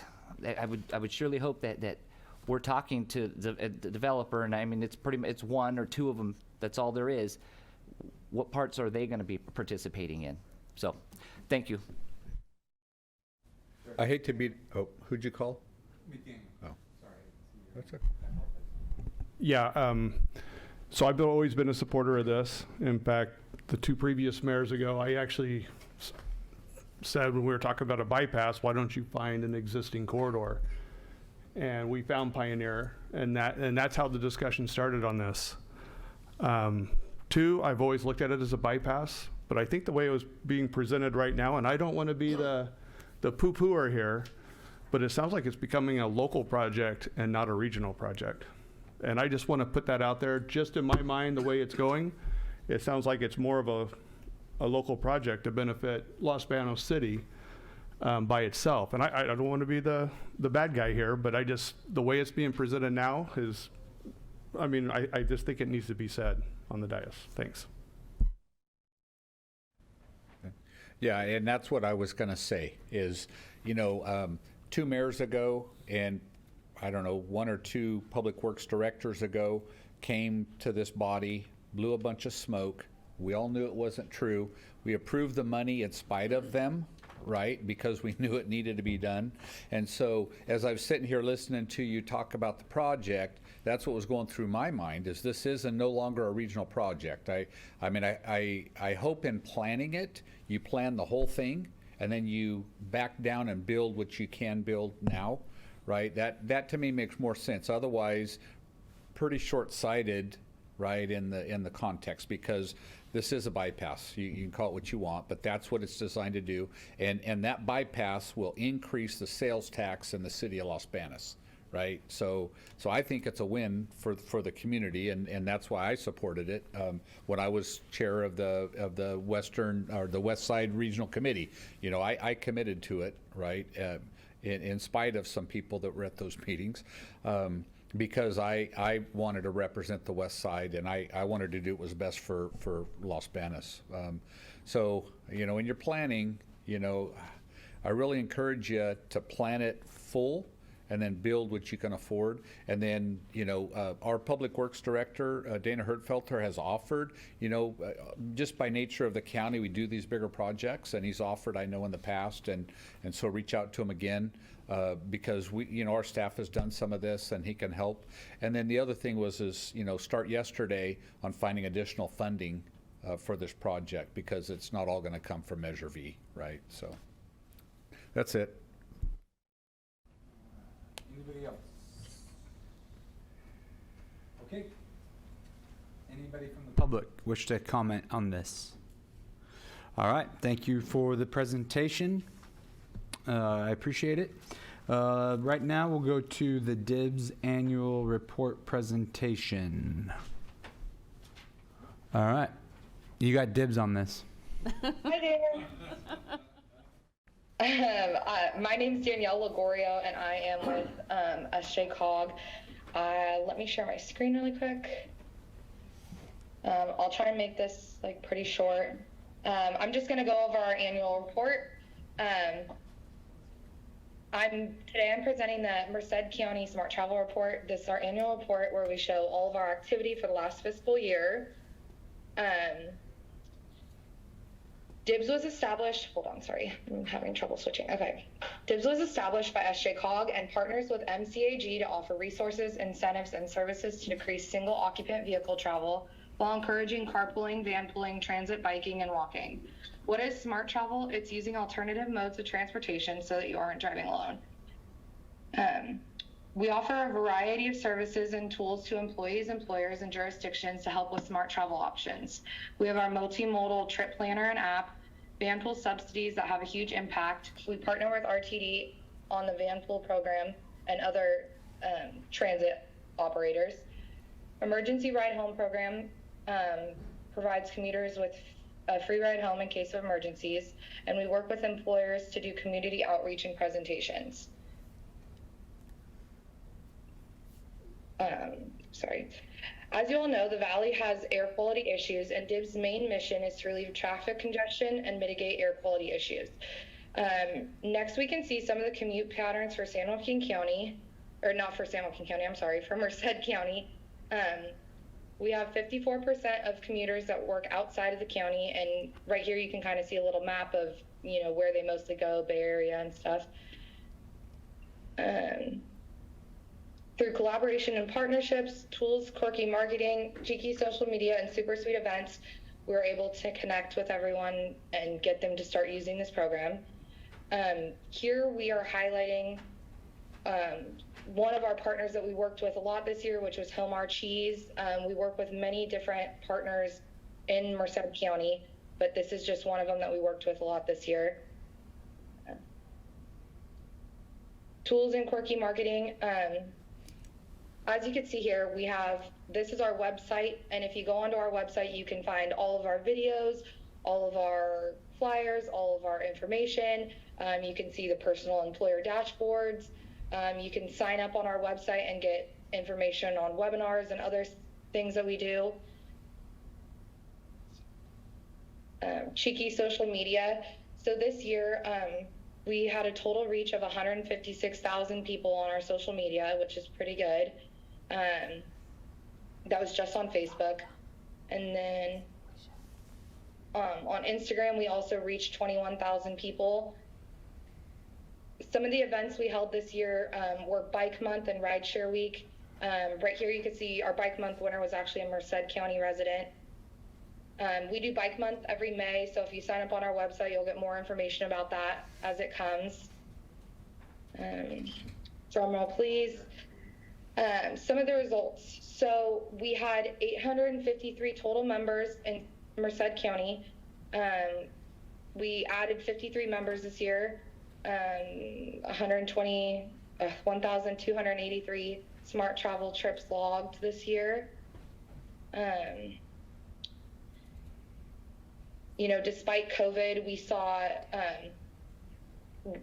participation and registration continue to increase, which was good.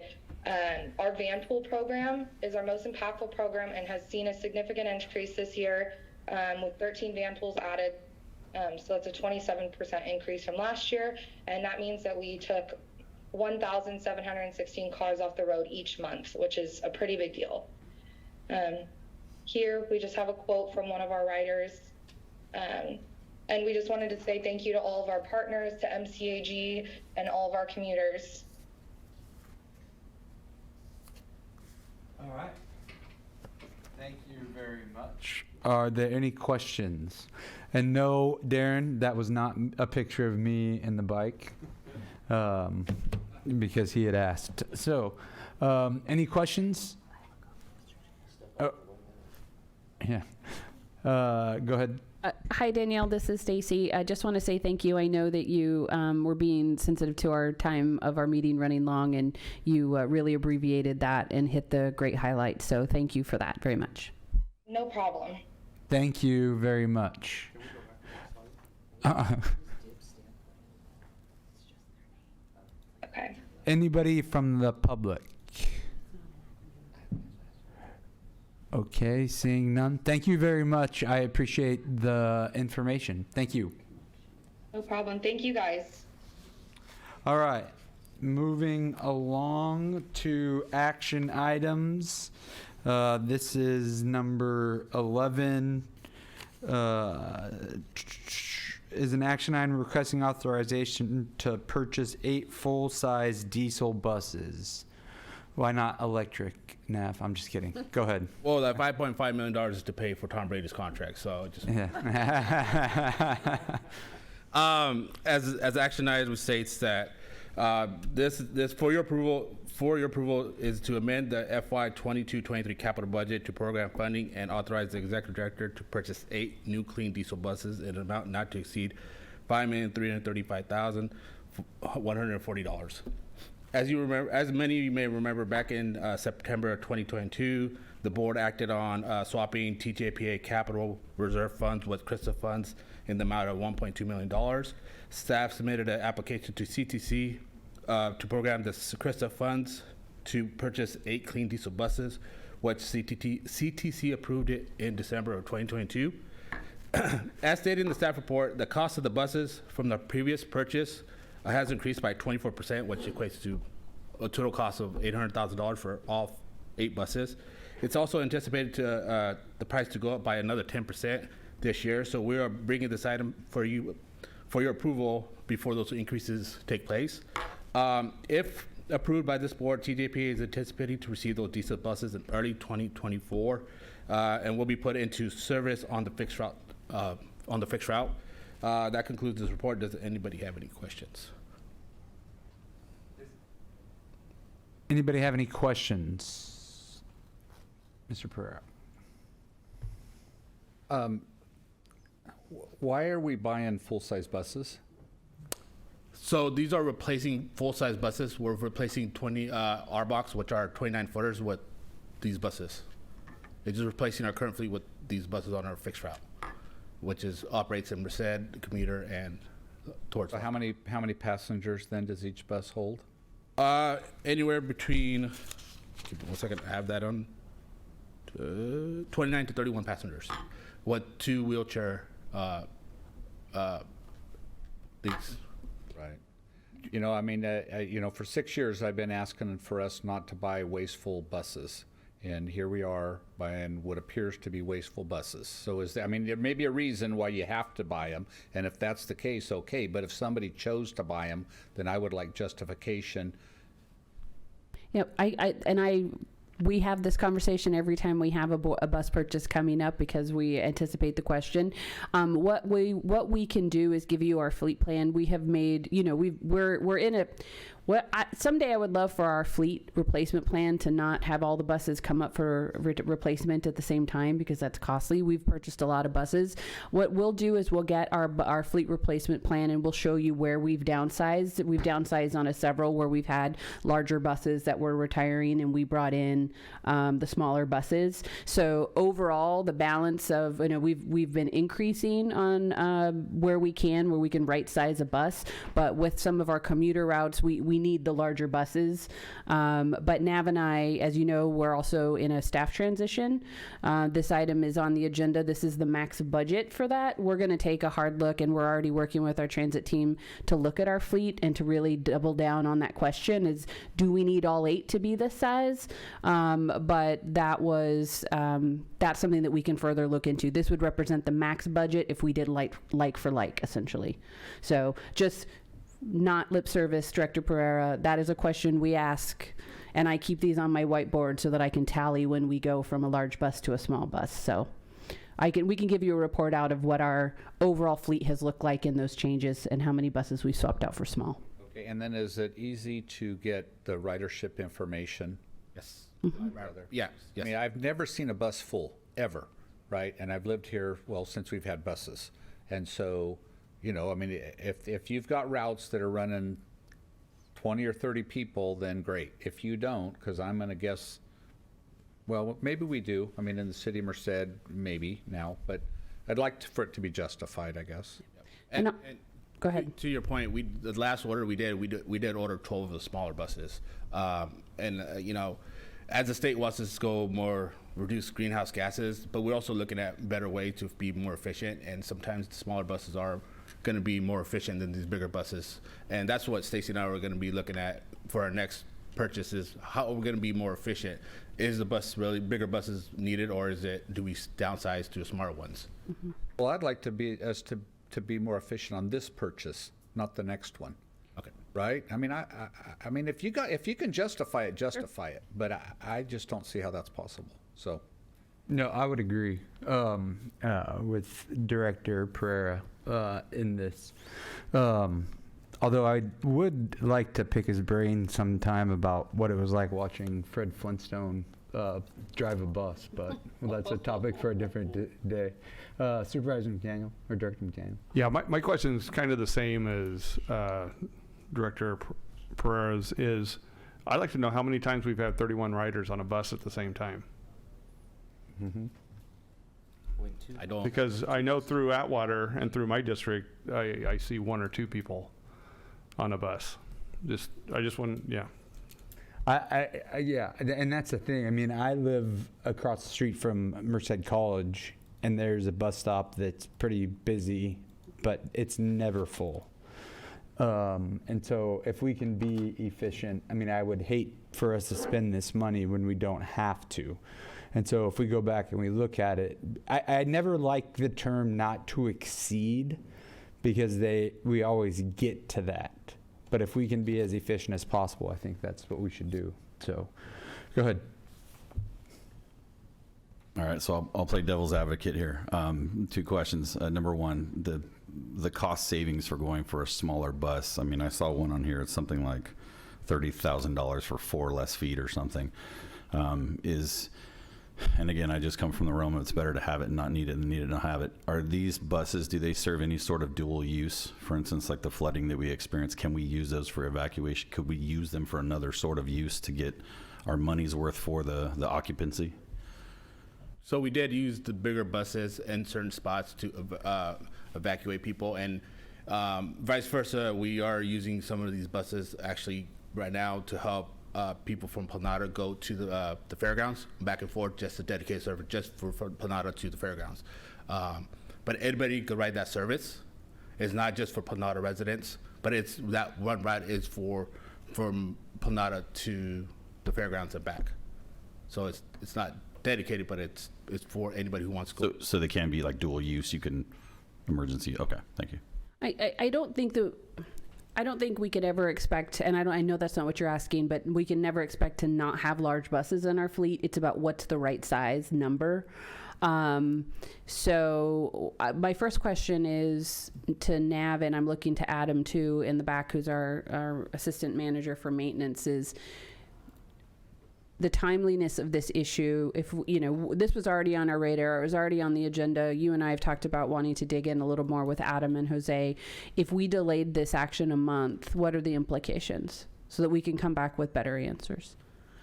We can, I mean, buses are taking 2 years to be delivered at this point, so, and that's not an exaggeration. So, Adam, with a head nod, do you see any, I mean, I hate to put you on the spot, but any issue with us delaying this for a month and issuing the PO so that we can right size if we need to? Not necessarily, just based on delivery dates and stuff like that, because those slots are. Can you come up? Oh, you got to come up now. Please. Sorry, you say more than one word and you got to use the mic.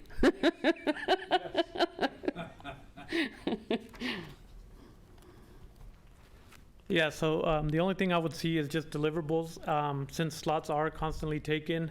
And not only that, they kind of go in a row. So if we get pushed back, we're going to not just get pushed back, let's say a month. They're going to push us back a couple of months to a year because they're going to use those parts on someone else's buses or whatnot. So that would be the only consideration, I think. Okay.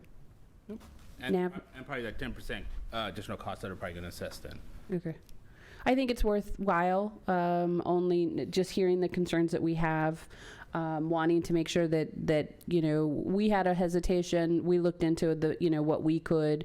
And I'll just tell you, quite frankly, I remember having this conversation with our previous transit manager. I always asked the question when we were buying big buses as to why are we buying big buses? I know I got an answer at that time, and I can't recall but I do want the board to know that this is a constant conversation, that when there are buses to be ordered, it's always where's the justification. I think this is just a reminder that we need to be as a team more prepared to make that justification when it's necessary for the larger buses. So we'll bring it back next month. We'll have that information you've requested, and we'll have a recommendation at that time. Director Smith. Thank you, Mr. Vice Chair. So it sounds like we're coming to consensus, but just to explore this a little bit. So do we have yet a date in the future where the state's going to require us to have an all-electric or some other form of bus? By 2040, all our buses have to be electric. Okay, so we're... So the goal is to get these buses, majority of the diesel or gasoline buses in before, so we can push buying those buses, electric buses, because electric buses cost about $1.1 million each. And as we all know, the infrastructure, I mean, state of California's, you know, electric grid can't hold at the current rate. What happens when they say, oh, we're having roller blackouts, so are we not going to provide service? So that was the goal, is to bulk up on our vehicles that are gasoline and, you know, fossil fuel versus clean diesel. electric. So now I'm not meaning to do a gotcha question, but it's germane to the conversation. Do you know how many cycles of bus replacement we are between today and 2040? I don't have our replacement plan. So like we're gonna change over buses one more time, two more times? Probably one more time. One more time? 7, 8 years. Yeah. So like useful life is based on mileage. Yeah, So these buses are 12 years. So 12-year buses. So basically, we're required starting next year to have a percentage of our purchases to be electric, and we've already started. We already have, I think, 9 electric vehicles that we've already purchased and are waiting for them to be delivered. That process is been long too. So we will. The amount of clean diesel buses that we can purchase will continue to shrink as a percentage of our fleet with every purchase we make after that 2023. What is it? 2024 deadline. I can't remember. Numbers just jumble in my head. So we have time, but we have maybe a cycle to a cycle and a half, depending on the lifespan of the bus and when it was purchased. So, yeah. Well, I mean, it seems to me the agency is kind of recommending buying buses for the system that we were planning for and want to have than the one that we have today, which is, to me, that seems fair, but it's kind of like, okay, so we're going to buy 7 more diesel full-size buses. How does this interim period fit between where we know we're going? And Right. It seems like a long ways away. That's an entire college student from birth to freshman year. But, 2 bus cycles. Director Smith, you hit across the board with other transit agencies. They're having issues with electric buses, whether it's charging or getting parts or just having, the capacity to run a route without it, run one route, then you have to charge it for another 8 hours. Like a bus, you can run it all day without fueling it up. So there's challenges with having electric buses as well. So my point is not to get on the electric bus. Yeah. I'm just pointing out, trying to, that you guys are going to be transitioning this bus system over 17 years. And to do that, the bus is going to look different, the route's going to look different, and you're not going to start this on January 1st, 2040, right? So as you bring back to this board, and I'm just the alternate here, but I think it would be helpful for folks to hear this conversation in those terms. How does the purchase today fit the long-range plan, the interim plan? Because you know that we're going to have to be not buying these buses in not too long.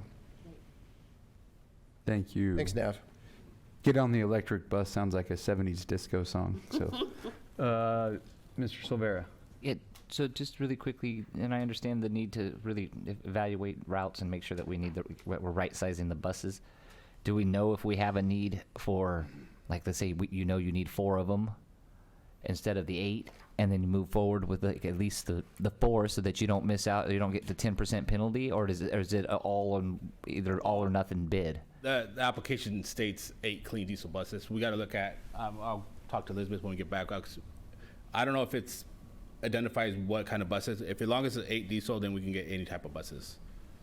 So we'll talk to the sales rep and see when the 10% takes in effect, and hopefully we can push it off. So I think the consensus is to move it to our next meeting in February to get some more information. Is that what everybody's kind of saying right now? And is that realistic to get the information that's being asked? Director Pereira? Well, I mean, I was going to suggest the same thing that Supervisor Silvera just did. If we need to order 2 or 4 of the buses to make it work, then, or can we approve that today?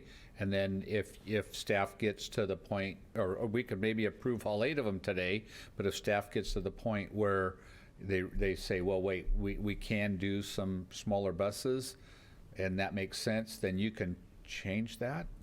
I don't know. I mean, I hate to, Adam made a good point, right? We don't want to push this out and then cost ourselves money and time. So, I don't want to limit us because maybe in a month we say, no, we need 8 large buses. I mean, I'm not saying we don't. I just was wanting the justification. That's all.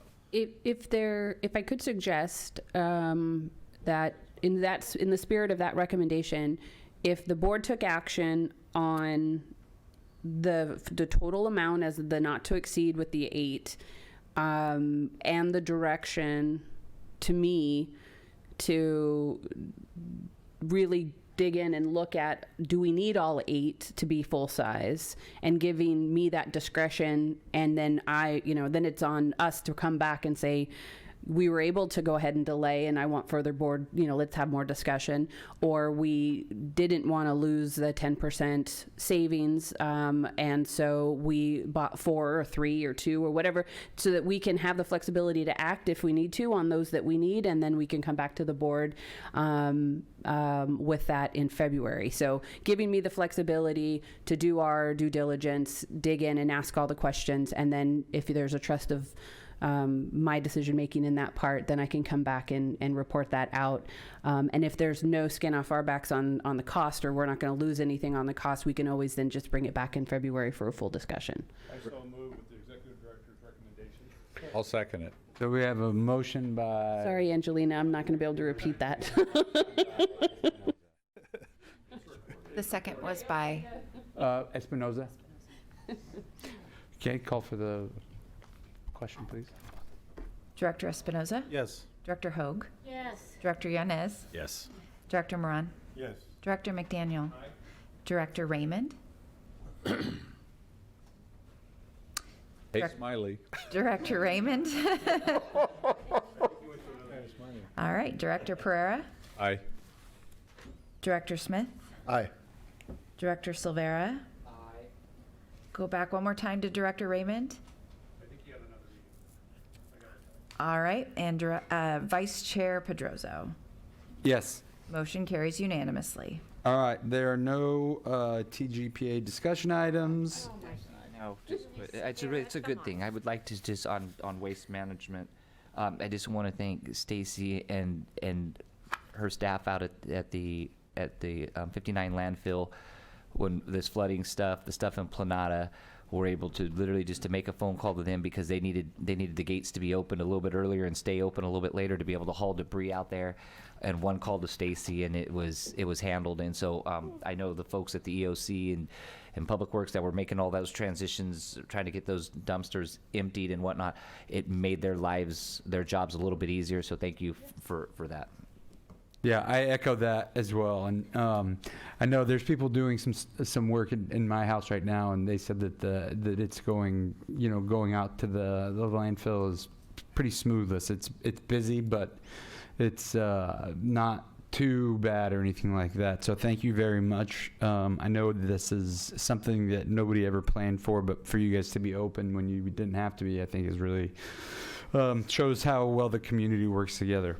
Okay, anybody else? Nope. Okay. Item 15, Executive Director's Report. Stacy. Thank you, Mr. Chair, and I appreciate the comments about our operations at RWA, and I just want to give credit to where it's due, and that's to John Costa and Kuljit Singh and Patrick Womble and Marty Eric and the guys, everyone else that I didn't mention, and all the folks who came in to work on Saturday and the holiday. So I made the phone call, they made it happen, so the credit really is due to them. Also, just want to again welcome Angelina. As you know, I think everyone in this room came in after Joy Young at MCAG, so we don't know the agency without her. So we're learning our way, and then we're also trying to help Angelina find her way, and she's been doing an excellent job. My one pitch is just now get her name in your head so that when you see her emails come in, it's no longer going to be from Joy Young. It's going to be from Angelina Lennon. So her emails are important. So the other is I sent an email today about the San Joaquin Valley Regional Policy Conference. That is the annual Valley Conference that the COGs take turns hosting. I'm very glad it's not our year. San Joaquin COG is hosting this year, and it's at Great Wolf Lodge. The standing policy is, of course, for our policy council members and alternate, but also to any of the board members here that want to attend. MCAG budgets to pay for your hotel and registration fee. So if you're interested, please let me know, and we will take care of all of those arrangements. And then I think the keynote speaker this year is Jose Hernandez, astronaut. So Stockton native. So anyway, just keep an eye out there. You'll hear more from me. I'll remind you again once registration opens so that you can let me know. The other is we've been talking about having a new board member orientation, and I have it on the calendars for our new board members, and hopefully also our alternates. You've received word, and I just realized I don't know that I put you on the calendar invite, but it is for February 9th from 2 to 5. It's a Thursday afternoon. It is geared towards our new board members and alternates. It's open to all board members, all alternates, city managers, staff, and we'll also be providing everyone with an updated board binder. Some of you who have been on the board for a few years in the pre-pandemic years know you get a big hefty binder with our governing policies and staff rosters. You'll be getting, it's time for a new one. So everyone gets you get a binder, you get a binder. We all get binders. I've been talking to a couple of board members, particularly some of our newest members, about providing monthly, updated summaries for you all, especially from our cities, to be able to use those as standing reports to your jurisdiction, to your councils. So we've been doing those quarterly in your board packet. But we will be working on, starting with this meeting, taking a very simple bulleted action list that I'll send out to you, hopefully on Fridays, maybe on Monday, after board meetings, that you can then either take and report out to your councils, or you can include in your board packets or anything like that, just as a mean to help communicate out to your colleagues on your local boards and councils, and also the public. So keep an eye out. Those will probably come from me or my assistant, Stephanie Jackson, moving forward. And then the last thing I will mention is we heard from Marlon that 140 is closed just above Mid Pines, so that means we're not operating YART service right now beyond Mid Pines. So we're still running from Merced to the Mid Pines area, but until that rock slide is closed, we don't have flying buses, so we can't, no buses to fly over the rock slide right now. So I think included in the 8 ones. no flying buses. We're we're not Harry Potter. Is there anything else? I'm looking at my team. I think I hit the highlights. All right. Thank you all. Have a great weekend. Any director's reports? Pereira? Anything? McDaniel? Yes, thank you, Chair. I just want to, it's a big shout out to the city of Livingston. Livingston PD was very beneficial during the flooding in my district. They did a lot of road closure and control for us, and they did an excellent job. Also, City of Atwater provided some of their CAL FIRE guys that participated with us as well. In fact, if you guys saw the news where the Chinook came in, it was actually their department that communicated by radio with the Chinook on plugging up that area. I know we don't hear about the McSwain area very much in the media, but we did have 155 houses flooded. It was a mile wide stretch from basically from 99 right there at Sansoni Farms all the way out to the San Joaquin River. And we had to move 5,000 head of cattle out of a dairy. My constituents are very resilient. They've done a really good job of helping themselves and taking the lead and working with the county and working with everybody else. So thank you. Thank you. Director Silvera? What? Just kidding. Director Hoag? Director Espinoza? Yes, I also want to thank everybody from our county and to all the OES personnel, and I think I've been driving everybody crazy with requests to make sure that we take care of not just Planada but Merced and support from Merced and McSwain as well. So I just want to thank everybody, all the law enforcement agencies. I saw Livingston out there, Los Banos, and can't remember what other cities, but because people were calling me about looting, so I asked for extra surveillance for public safety, and they were escorting people into their homes, so that way to prevent looting. So I appreciate everybody that's been supportive in our county. So any donations that anybody has, let me know. I'll be glad to pick them up or send somebody. I appreciate it. Thank you. Director Moran? Director Smith? Thank you. Council Hayden? No. You skipped me, but it's okay. Oh, I'm sorry. I apologize. I try to avoid Los Banos people as much as possible. Hearing about my predecessors, I may not blame you.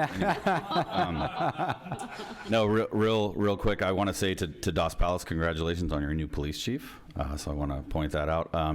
The Habitat for Humanity, Merced and Stanislaus counties is going to do a huge thing this weekend, and some of my staff from Los Banos will be there, but they're doing 200 care packages specifically for the teens that were evacuated in Planada. And so I don't know if anybody knew that or not, but we're going to send a group of people.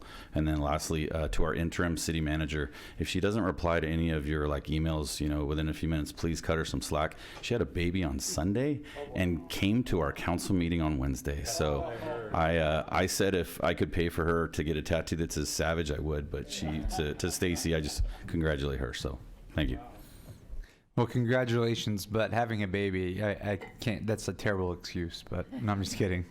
I'm kidding. That is really impressive, and congratulations to that.